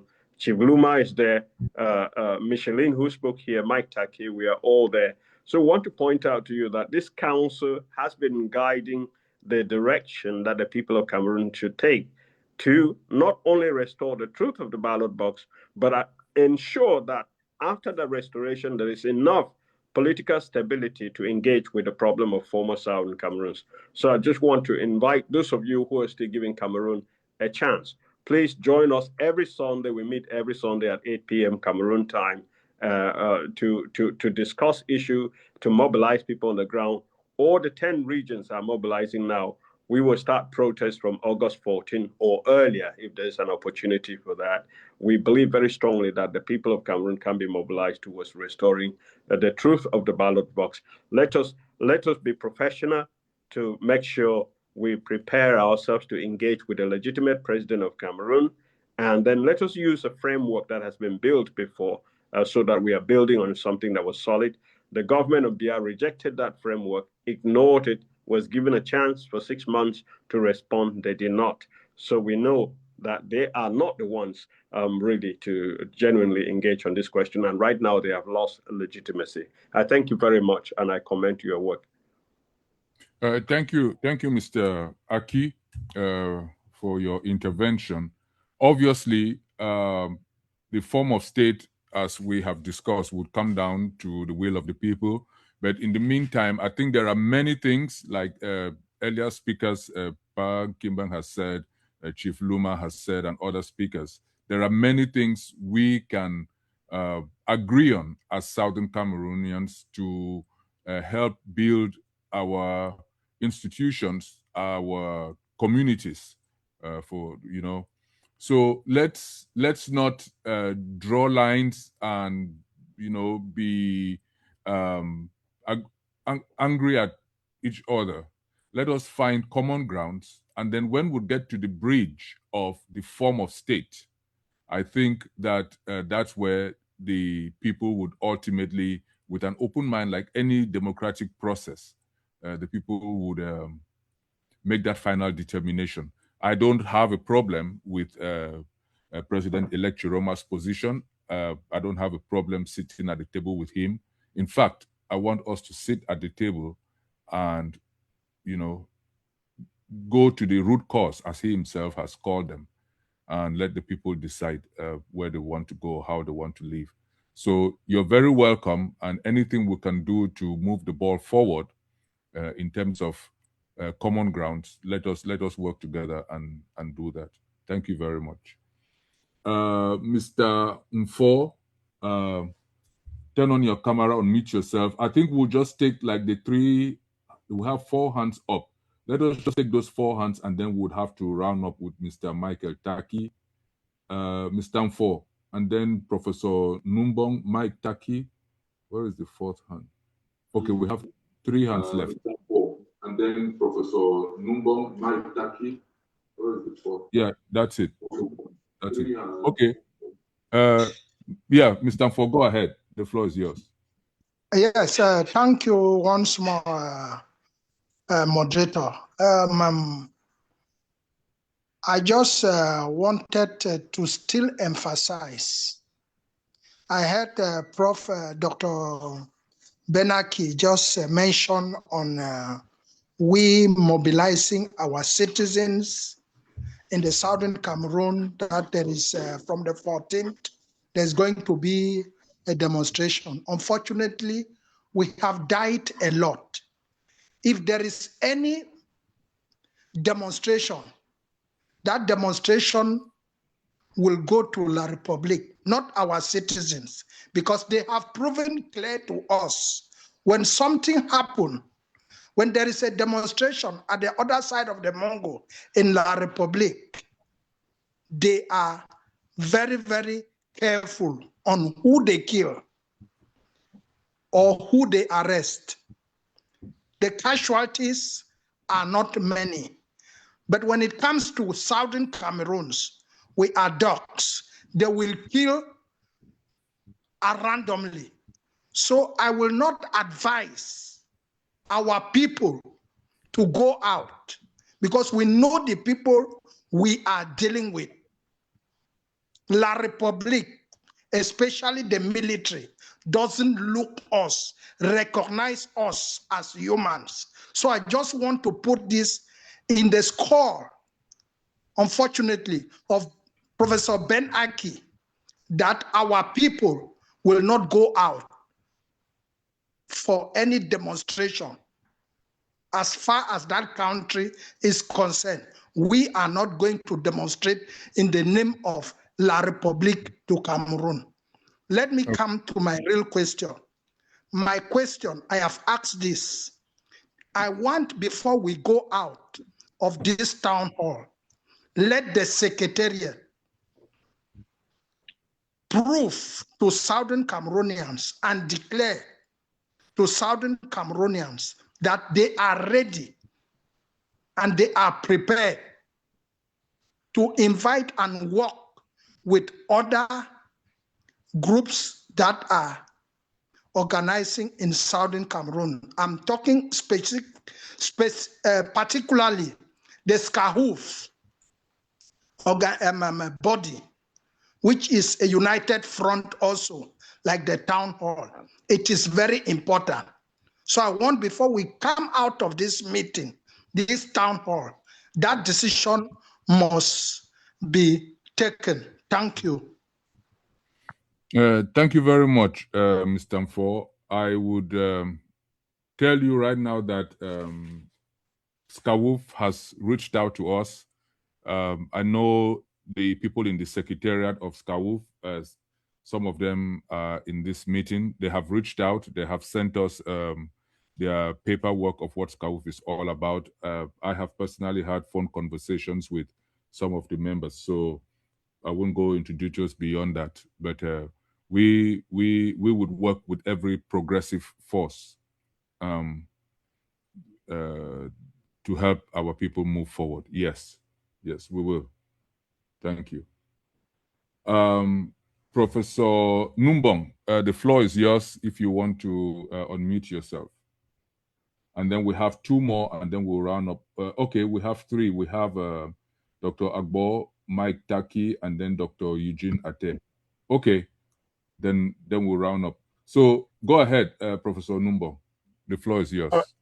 All right, thanks so much, Chair, and opportunity to express appreciation again to you and the town hall for the work that you're doing.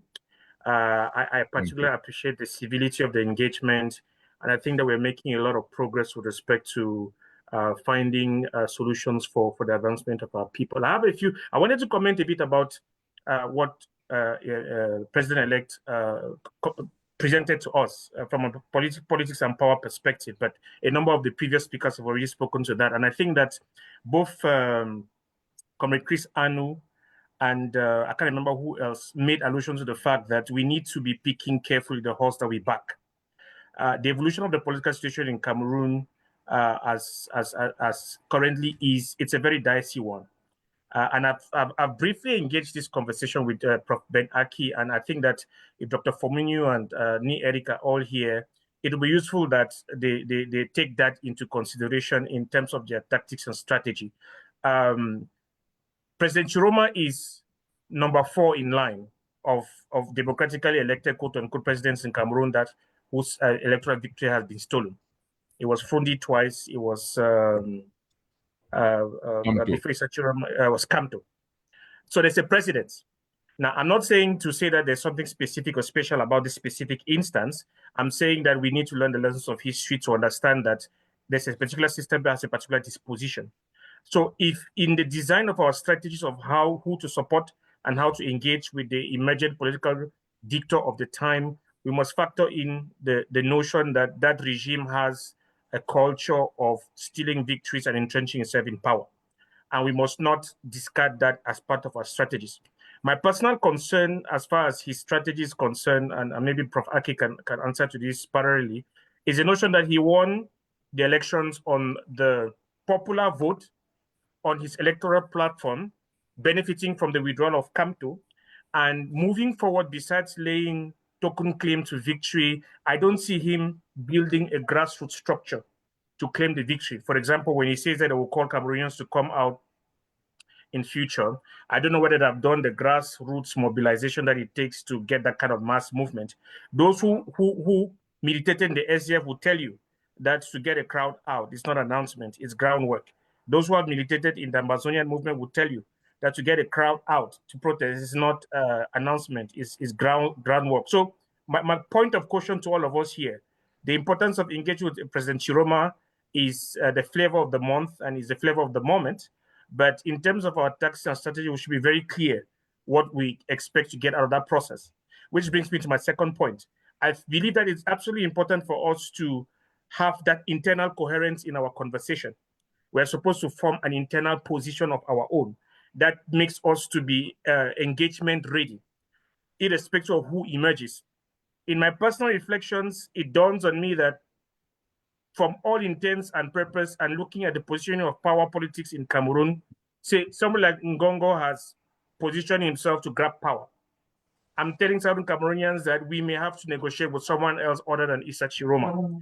It therefore means that we need to have an internal conversation about our negotiating points that we would take to the table with whoever we are dealing with. If that person happens to be Issa Tchiroma, the conversation has started.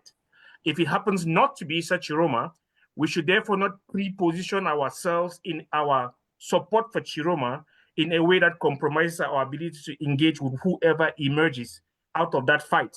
Unless we have an ability to influence the outcomes, I think it is wiser for us to position ourselves with principled positions that are in the interest of our people, to say that this is what we want as a people, and whoever we're negotiating with, we would have the same ask. I just wanted to put that as a point of engagement for our people to just bear in mind.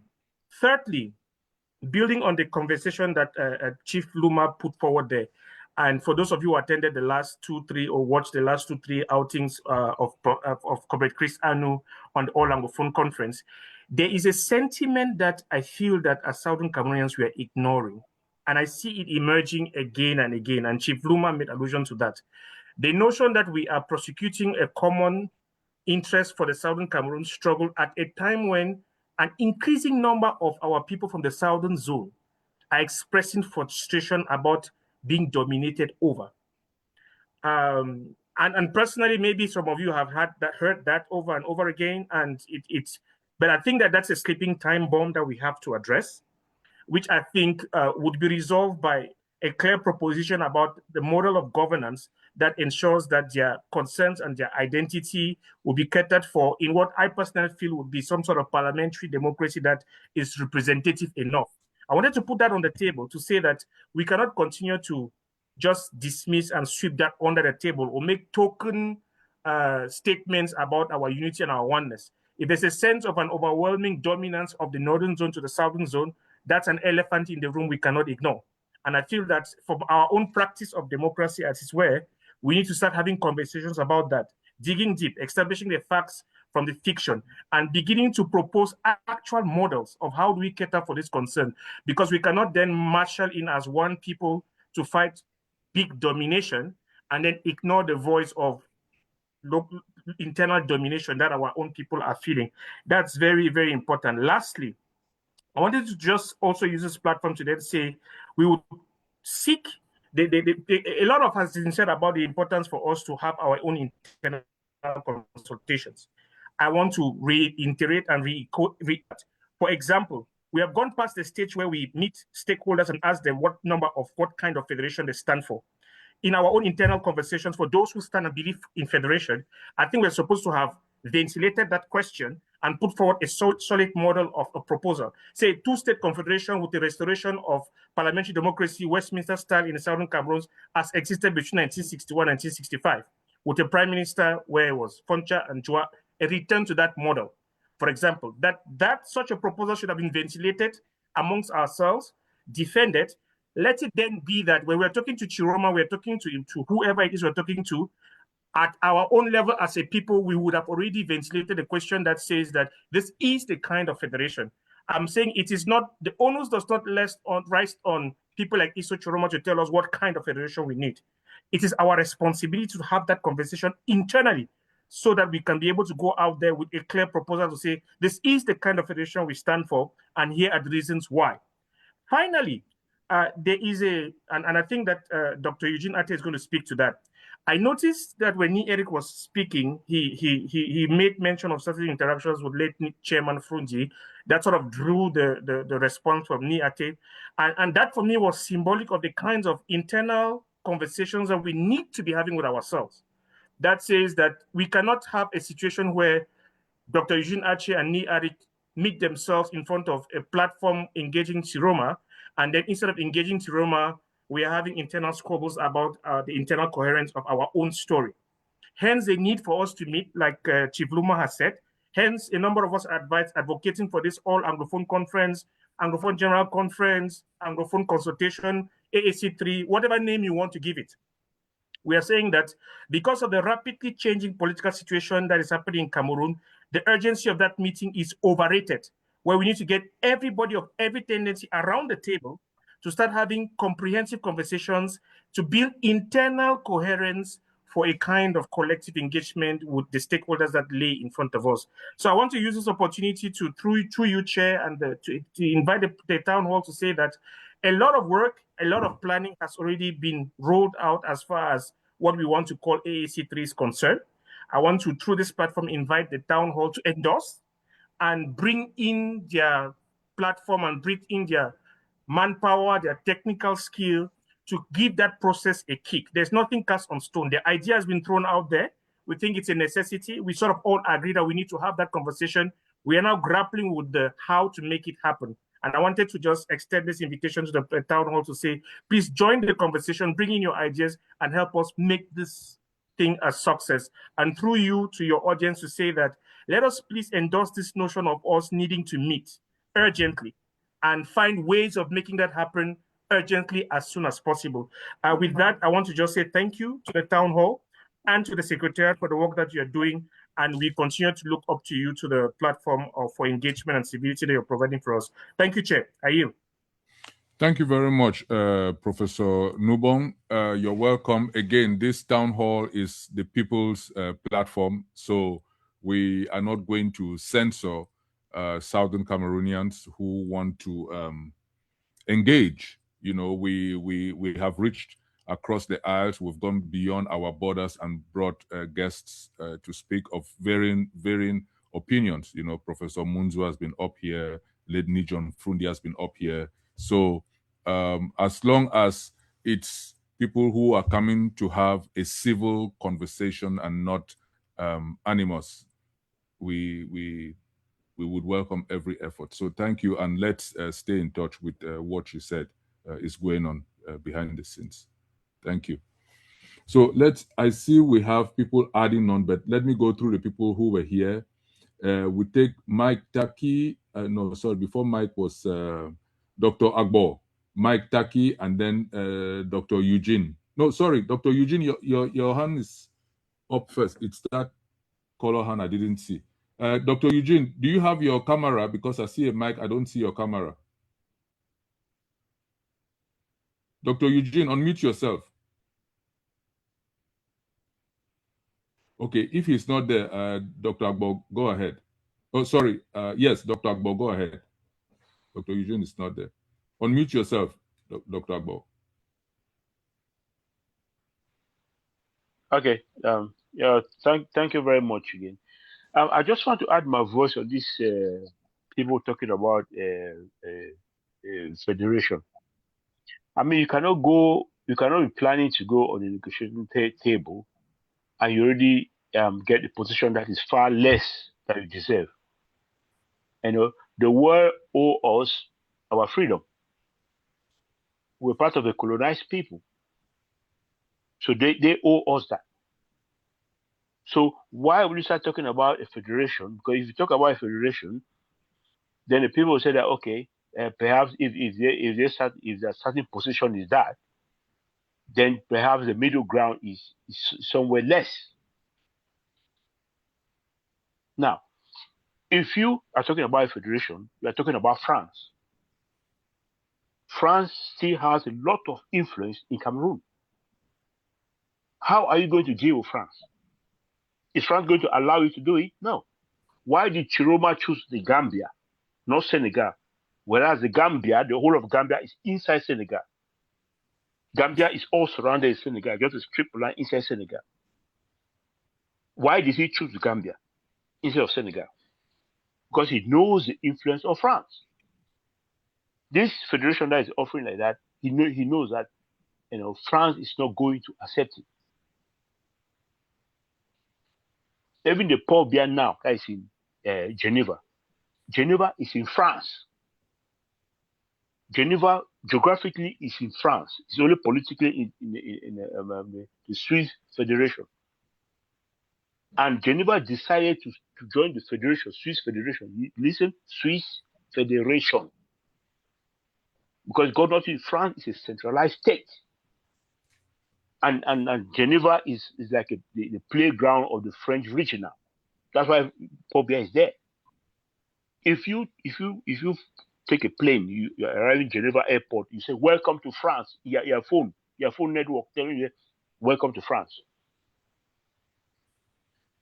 So France is not going to allow a federation anywhere else. Anyway. So how are you going to overcome France?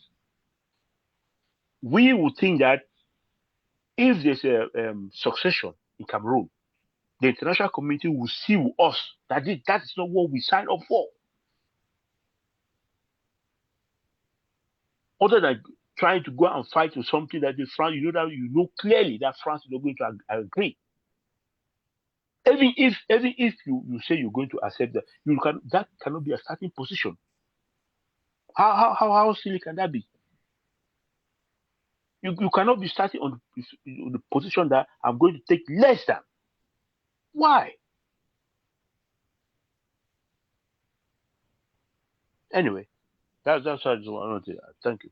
Thank you. Thank you very much, Dr. Agbo, and I hope your sentiment resonated.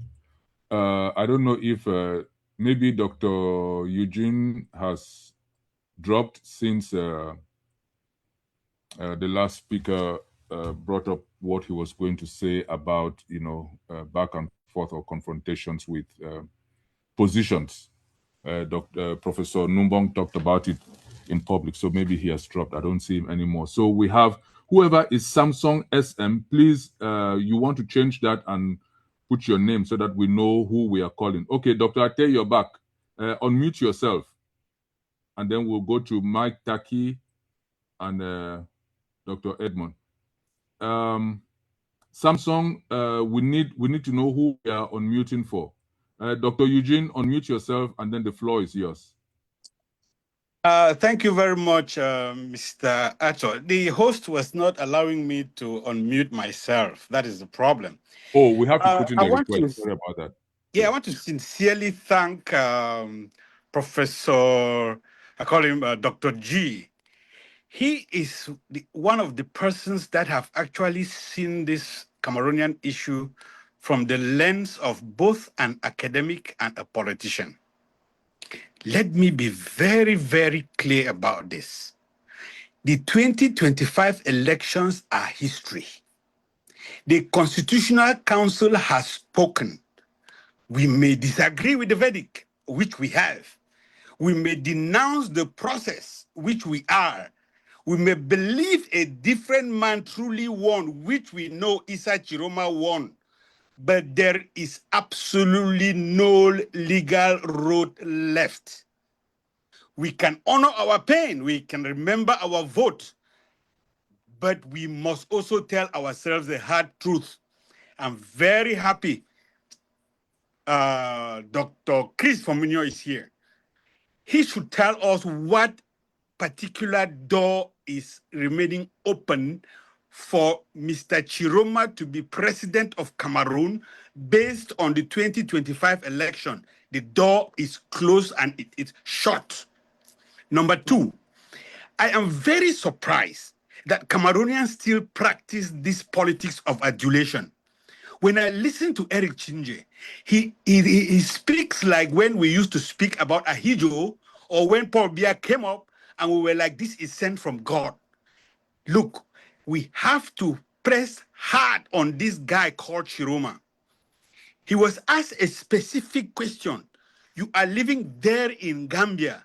What do you see about the Gambia-Senegal issue? He said no two countries are equal. He didn't say, I will look for experts in Senegal and Gambia to advise us. He punted. That was a serious punt, which you and everyone should take very seriously. Every other issue, he said he's going to bring experts. When he was asked specifically about Senegal and Gambia, he punted. No two countries are equal. Number three, Professor G talked about strategic realignment. We shouldn't fall that trap of backing the wrong horse. And finally, I will not want to pick a fight with my brother Eric Chinje here on in the public, but he said something and he gave an oversized role of Tchiroma when they were trying to look for a unique presidential candidate. I am very happy. He said he was in the United States and he called me John Frundi. I was part of that conversation, and if he likes, I would like to meet him out of this forum and let's get things ironed out. Thank you. Thank you. Thank you very much, Dr. Ate. Mike Taki, unmute yourself, turn on your camera if you can. The floor is yours. Oh, okay. Wait, Mike, wait. I see Mr. Chinje has put his hand up. So, yes, please, Big Bros, unmute yourself and turn on your camera. The floor is yours. Mr. Chinje's hand is up. But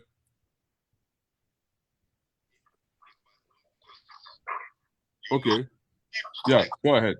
Ato, is it? You want me to? Can I speak? Yes, yes. Oh, yeah. Yes. Go ahead. Yes. Yeah, actually, I was putting up my hands to, first of all, to congratulate you guys for doing for this town hall again. It's the second I'm attending, and I think you should not only do more but expand it, and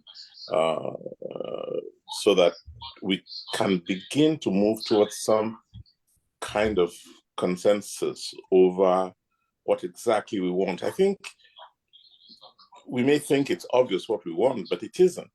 Even just listening carefully to everyone in the room, you get the sense that there's some core red lines that we all can agree should not be crossed. Let's identify them.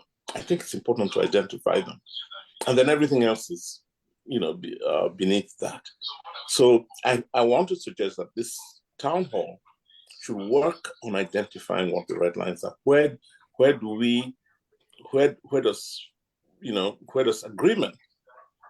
Where do we go to the edge of having an agreement, and beyond that, everything else it's a no-no? That's what I was going to say. But since is it Ate who's been, accuse me of lying? I really don't like people who say that. You just have a different perspective. That's all. And I'd really love to know what it is he thinks I'm lying about. I speak my truth, and I really think, as I told him, the truth in a separate message, it's the truth that will save us. So let's go over the emotionalisms and be straightforward with each other. Eric, you said Nijon Fundi didn't do this or did that.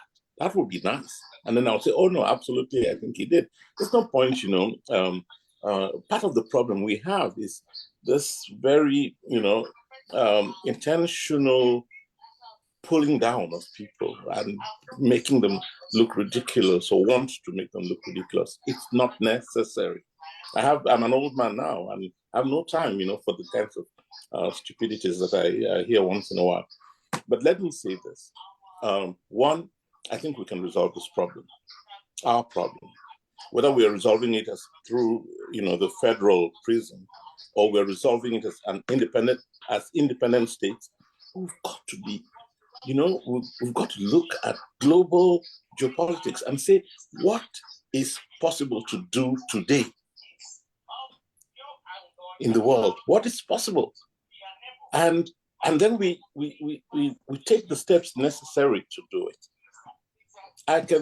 It'll be harder. If we cannot have, it will be harder to create two states in that geography where we are, but it's not impossible. Okay? If we agree that it is harder, then figure out what it will take to get there. If we say oh, it might not be possible, what is the easier option? Let's, and I think this town hall should do that. That's what I mean when I talk about these red lines. If we can figure them out, then we've begun that conversation. And I can guarantee you, since I happen to know Tchiroma well, I pulled myself out of his orbit. Long after the elections, you guys might have, I'm not a spokesperson for him. I even said it when I interacted with him. I'm not. But I know him well enough to know that what we can push with him. So if we have those red lines before he even comes into office, we'll say, okay, we can advance on this Southern Cameroon's effort, but we will not allow you to go beyond this. This is what is acceptable to us. So let's start working on that. That makes more sense. That puts us on a solid path, and I suggest we do that. And that will be. And I think you should even issue a statement saying these are the things the Southern Cameroon Town Hall is working on, and let's start moving the minds of fellows out there. I think we're giving too much importance to France. Let me throw that in. We're giving too much importance to France. France is only there for their interests. Believe me, I've seen the Americans coming in, and I had meetings with some folks in Washington the other day. Cameroon for them is all about interests. Cameroon for China is all about interests. And the French will continue with their interests forever. So let's rationalize these things. Look at what is in our own interest and move on it. And I call on you, I took the floor to call on you to lead that effort, because I think you guys are doing a fantastic job. Thanks. Thank you very much. But let me ask you a question before you go, since you brought up the question of interest. I beg Comrade Mike Taki, you're supposed to be next. Let me just ask one question. Professor Chris Roberts of University of Alberta, Canada, he wrote a paper, and he's been to this town hall a couple of times, in which he very clearly explained how Biya had very well partitioned the pie of resources in Cameroon to major world powers.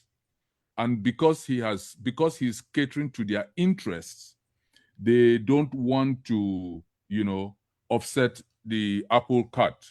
And that's why, Biya is there. And if you look at it critically, Professor Chris Roberts is right. Paul Biya has given the Chinese, the Americans, the French, the Canadians, the Germans, he has given them enough interest for them to really look the other way. How do we overcome that? Because what are we going to offer them that Biya hasn't offered them for them to say, okay, we think it's time to support this change? I'm asking you, Mr. Chinje. I'm sorry. Can you just repeat the question, please? All right. I was saying that Professor Chris Roberts, who has been to this town hall, he's a professor at the University of Alberta, Canada. He did a very good breakdown that Biya has very well allocated resources to various major powers. Their interests have been taken care of. The Chinese, the French, the Americans, the Canadians, the British, the Germans. And so they look the other way because Paul Biya is catering to their interests. And you brought up all these countries are there for their interests. Now, if Paul Biya has given them what they want in geopolitics and they couldn't care less about us, what then do we have to offer them for them to support? Because in today's world, without support from some of these major European Union countries, it's harder for us to get the kind of backing we need to bring change. Thanks a lot. So I think my response to that is fairly simple, and Chris and a host of others who are at this meeting, maybe we can all put our heads together and talk some more about that. But what really needs to happen is to reassure countries that all of our partners that we're in this for a win-win. We know that they want something we have, but they must understand that we have the land and our people must benefit from the resources of the land. These arguments can be made. There's language within the diplomatic community to make it understood that China cannot, for example, take 30,000 hectares of land, plant, export, and the locals see no real benefits. I mean, that case can be made. France cannot take our railroads and promise to build, to connect the country by rail, and nothing happens in 20 years and nobody's speaking up. So I think a genuine discussion needs to be had. But we first of all have to figure out what our own interests are.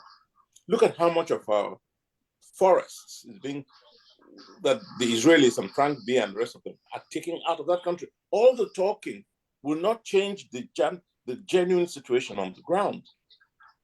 until we share in the wealth of those forests, until we share in the wealth of the gold and the iron. The problem, we've not defined our own interests. We haven't. And until we do and engage the world based on those interests, I don't think, and look, and we can force them. We have the land. We can make life impossible for if we knew what our interests were, we can get those people in the East who are slaves to the Chinese to stop. We can make it impossible for the Chinese to survive it. So, in answer to your question, the problem is with us. It's not with them. They will pursue their interests at all costs. But we can make it difficult for France, for China, for America, for everybody to operate on our soil without giving back. That can be done. That's my simple answer. Thank you. Thank you very much for that answer. And I stand to be corrected. Professor Chris Roberts is at the University of Calgary, not Alberta in Canada. Calgary. Thank you. Thank you very much for your response. Let's go to Mike. Taki, unmute yourself, and then you have the floor. Mike, are you there? I'm here. Yes, thank you. Hello. Yes, we can hear you. Can you hear me? Yes. Okay. Thanks again, Mr. Moderator. This is the second chance, but I've been standing here for a while and they kept keeping me behind. I just want to say congratulations for a very resourceful meeting. And I think, like others have said, we should be having more. Now, before the president-elect left, I wanted to speak at that time because I had a question to ask him in this house.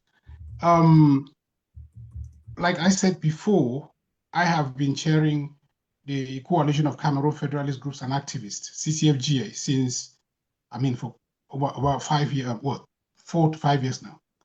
We have been engaged actively in the political scene in Cameroon. Now, some people have made a lot of comments about the president-elect or whatnot. We have a situation in the country. We of the former British Southern Cameroon are being not only marginalized, killed. We are in a very dire position. We've had violence and we've experienced violence all this time since 2016, late 2016, 17 until today. We've had, people standing or having very, very tough opinions on what should be done and what should not be done, how we should engage and how we shouldn't engage. And unfortunately, we are still having these very thoughts to today. We still have people theorizing on how we should do things instead of actually practicing what we should do, coming out clearly that this is what needs to be done. But we are still theorizing. For those who have actively been looking for solutions, I would say the people or those of the federalist position or dispensation, like we have been doing, we have practically been there in the political scene, changing, the narrative, communicating, pressurizing the present regime, standing on their toes on various aspects in a legal manner, in a way that we know nobody can fault us. When I mean fault us, any right-minded person, because we're working within the Constitution and the law of that very country. But yet, we still have a situation where they do not even want to listen. Right up to the elections, we engaged with a president-elect. We fought hard. And throughout the period of his campaign, even meetings that we had with him, he agreed, even before we even endorsed him, he agreed with the Federalists that once he comes to power, a lot of things are going to change, including the fact that federalism is, is an area that can never be put behind, at the conversation anymore.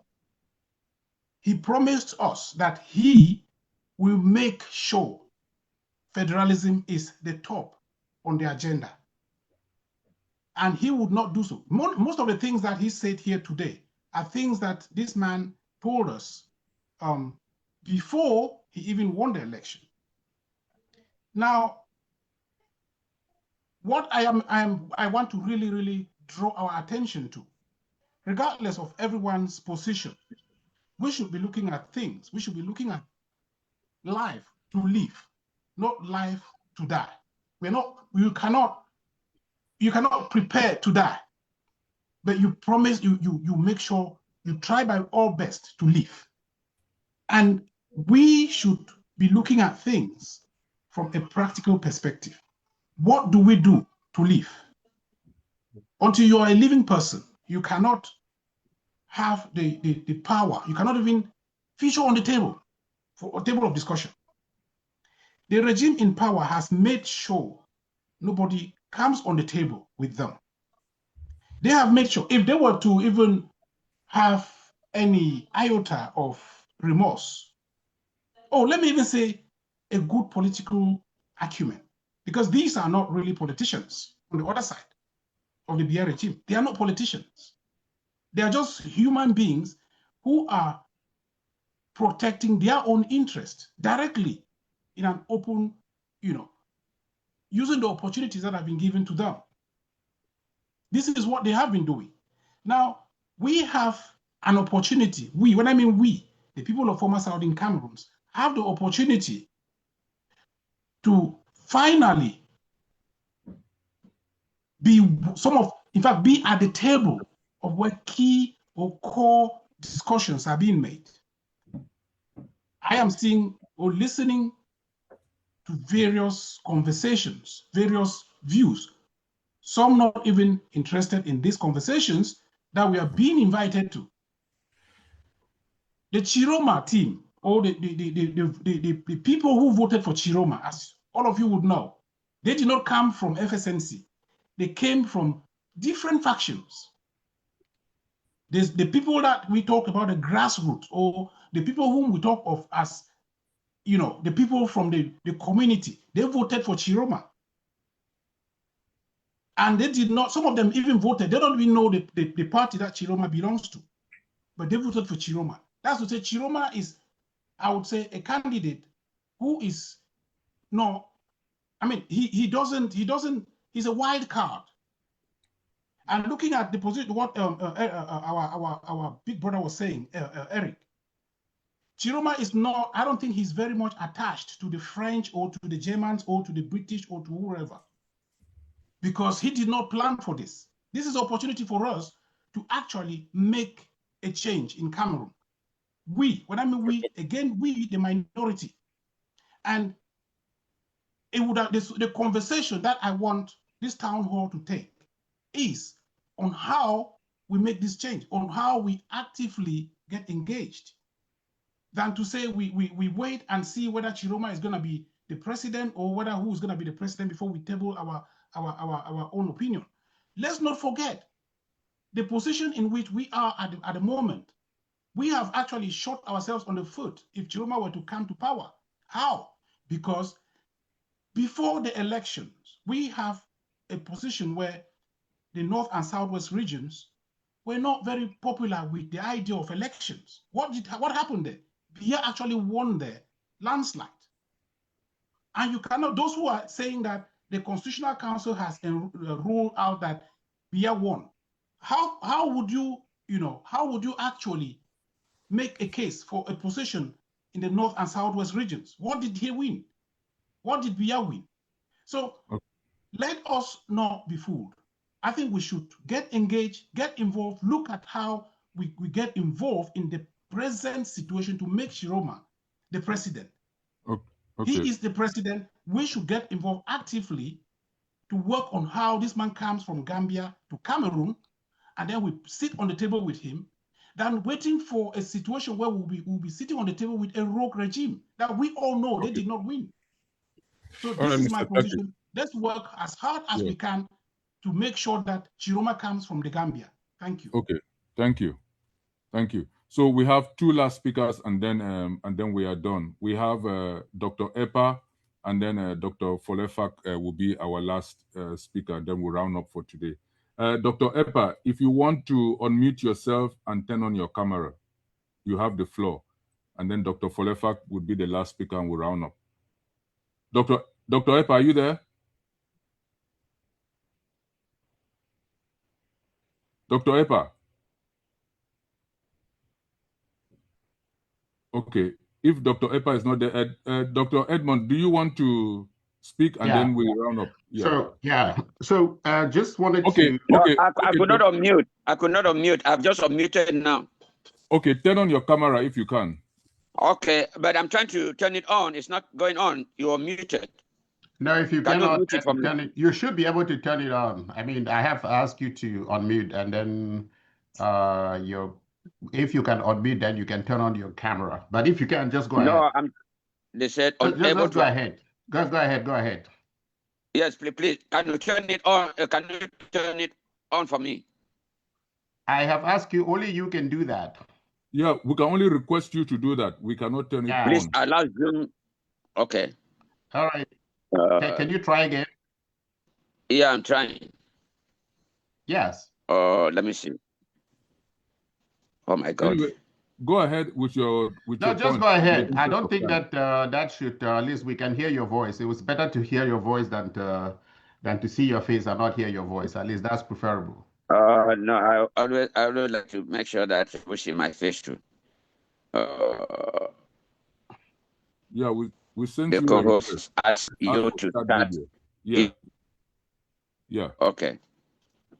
Unable to access camera. Please allow.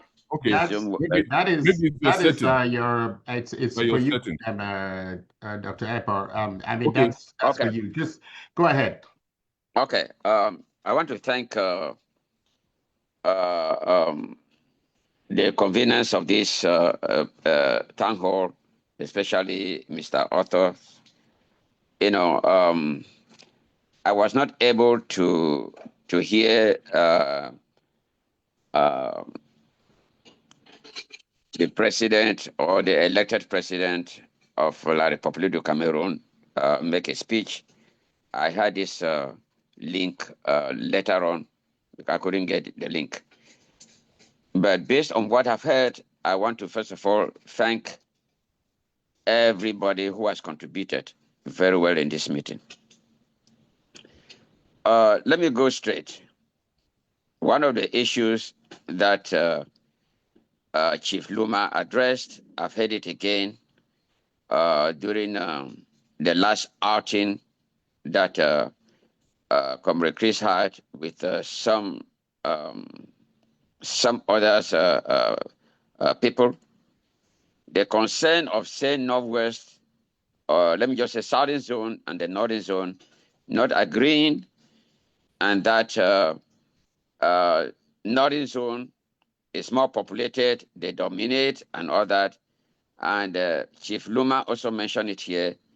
I would just want to say that this has been in the past, but I don't think it is still now, but we need to discuss about it. We have discussed about this, and it is no longer the case. It is La Republic who implanted this thing in our heads so that we become so divided. I don't see when we have our independence, I don't want to say if, when we have our independence actualized, the people from the Northern Zone are going to dominate those in the Southern Zone. I come from Guti. That cannot happen. It can't. Because we have already discussed this and we have agreed. So I just wanted to assure Chief Luma and those from the Southern Zone who are worried about this issue. Number two, the Federalists must admit that without the independentists who have fought, they will not have had any voice right now. If they don't admit that, I see only one of them had admitted on Chris's platform. I think Dr. I forgot it. He admitted it. He is the lawyer who is with Adu Karim. He admitted. He said, without the independentists who have been fighting for all these years, all those with federalism will have no voice because they do not even know the type of federalism they want. Some say 10-state federation. Some say 4. Some say 2. They don't even know what they want. Okay, number 3 that I want to say here. Our brother Eric Chinje has answered the question that Mr. Arthur asked him about Bia having auctioned our natural resources to different countries. And that is a very big issue for us. He has answered that question very well. It can be addressed, but it is not easy to be addressed. Now, we who want independence, what are we supposed to do? I am suggesting for a meeting for the independentists within the next 2 weeks for all those who want independence to meet. Meanwhile,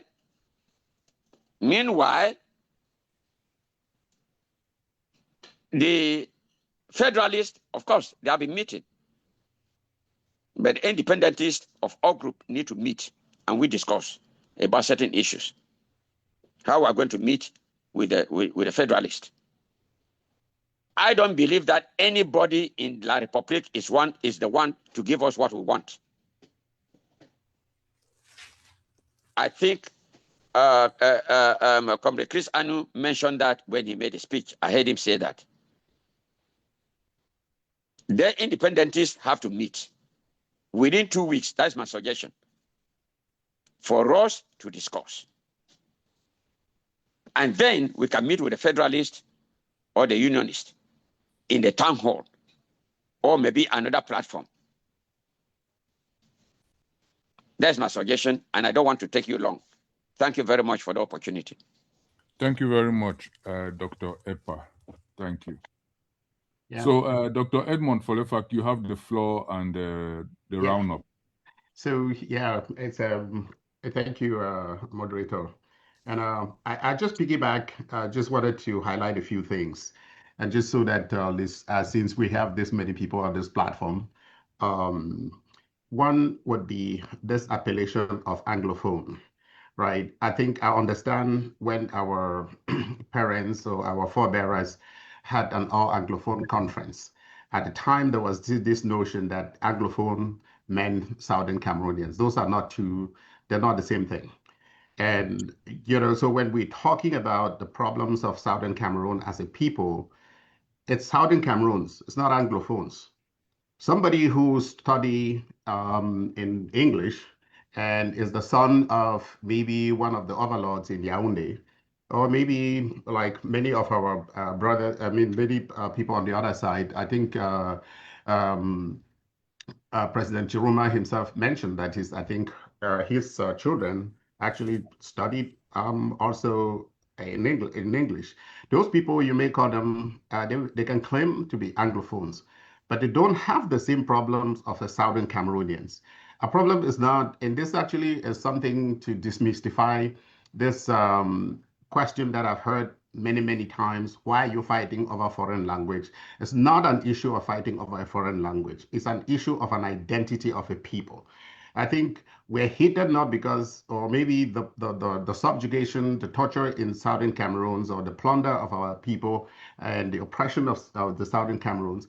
It's not just because we are speaking a different language as quote unquote Anglophones. No, it's a problem of a people who happen to be using that language, because that identity is what actually gives us our culture.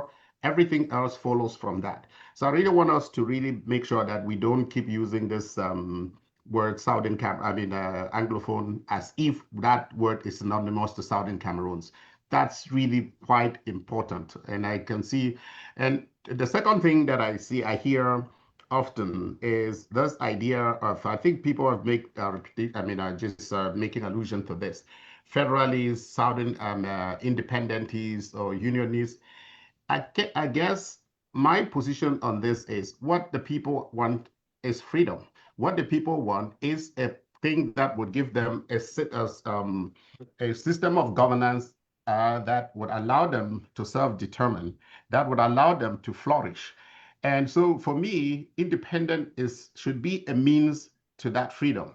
Just like if you had a system, whatever new dispensation that may come after, it has to be that the first thing that we must ask ourselves is this actually something that the people of Southern Cameroon as a people can determine their own future? So if they get into that, maybe a federal state or whatever, a confederate state or whatever dispensation is tomorrow, what if the next time they think about, maybe they want to have independence, or they had independence and then they want to come again and reunite with or coexist with La Republic of Cameroon? It should be for the people to determine. Just in case people think this is theoretical, Germany, you had East Germany and then you had West Germany, and the two decided to come back together. But on the flip side, you have places like Quebec, and also who have had on many occasions been given the decision to determine their form of governance, their form of existence as a people, whether they want to exist as an independent republic or to continue to exist within the dispensation that within the Greater Canada. The thing that they have, which we do not have, is somebody has recognized their rights, or they have fought and preserved their rights to be able to self-determine, which we have not. So I think in one of the things that I think it was Mr. Changer who was asking the question about certain red lines or certain forms of agreement, is one of this. That to me would be another, it's something that we have to really nail down.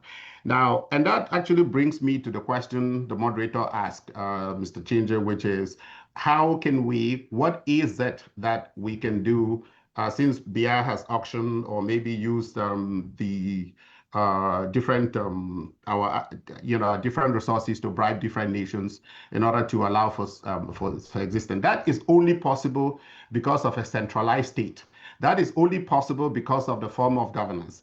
If you allow for the people to govern themselves, such that if somebody even comes and wants to bribe somebody in Yaoundé, or if we were in Boya tomorrow, for something that is happening in Guti, for a resource that is in Guti or that is in Forawa, if the people of Forawa do not actually agree to it, it's not going to happen. That's the only way you can preempt this, that you can prevent this. So the idea, this actually has to go down to the form of governance, and that is what is going to ultimately save us from that. And so I think that, and I think also the last point I'll make here is really this idea, and I think Dr. Epa mentioned that, and that somebody else might have mentioned that, but let me expand and push it further. The idea that the Federalists are on the table because of because of the independentists. This is very true. The fact that anybody is even talking about form of state now is unfortunately thanks to due to the blood of our loved ones, our comrades, our heroes who have died in defense of their own rights. And remember that they never really pick up arms to actually go into this. Somebody actually said they just got to a point where the cup of endurance, as Martin Luther King famously said, overflew, and they'd pick up arms. And so the key question as we begin to ask ourselves when we talk about all these, our positions and different, whatever, however we define ourselves, is further to give these people the honor they deserve and realize that our task is, how do we create an institution, how do we create a governance or a country that would not really even be able to, will not even allow for this to even be an option. So, and might not allowing it to be an option is that the people actually are those people, who the people are free to determine, and then that system allow for human flourishing. I just wanted to highlight some of those issues so that we as we begin to talk, we don't use terms that really don't define us, and then we realize really find allow to really think more in depth rather than talking in prosaic terms. We think in depth what it is that we really mean. So catchphrases don't really substitute what is the desire of the people. Thanks. Thank you. Thank you very much, Dr. Edmond, for that ending commentary on today's town hall. A lot of people have expressed the desire for the town hall to get more involved in organizing these sit-downs and meetings. We would take that very, very seriously. I want to thank Javier CJ. Oh boy.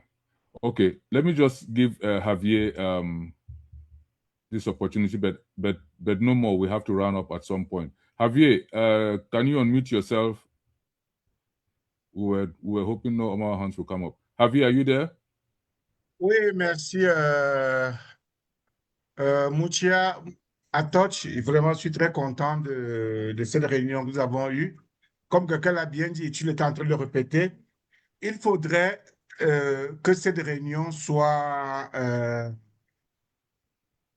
organisée régulièrement afin que nous puissions, malgré nos différents points de vue, nos différents objectifs, envoyer un message fort à Yaoundé. Parce que aujourd'hui, Yaoundé profite du fait que nous allons en disperser pour se maintenir en place. Mais si dans des réunions comme celle-ci, parce que je vois tous les différents groupes sont présents ici. J'ai vu le général Wanto, j'ai vu Richindje, j'ai vu Micheline, j'ai beaucoup de gens. Qu'on continue à avoir ces réunions pour pouvoir envoyer un message fort à Yaoundé qui savent que malgré nos différents, nous sommes unis pour la même cause. Merci. Excusez-moi d'être sorti du cadre. Non, merci. Non, ça va. Je vous remercie pour votre participation. Et nous allons aussi essayer de continuer à organiser des réunions comme ça pour des échanges importants. Merci beaucoup. Merci d'être là. So, okay, so we would round up and thank everybody who participated. Please be on the lookout, as we've said. The town hall is back, and town hall 2.0 is going to be even more participatory and more forceful than before our hiatus. So thank you. Be on the lookout for our next meeting and have a good weekend. We are going to end the transmission. Thank you very much.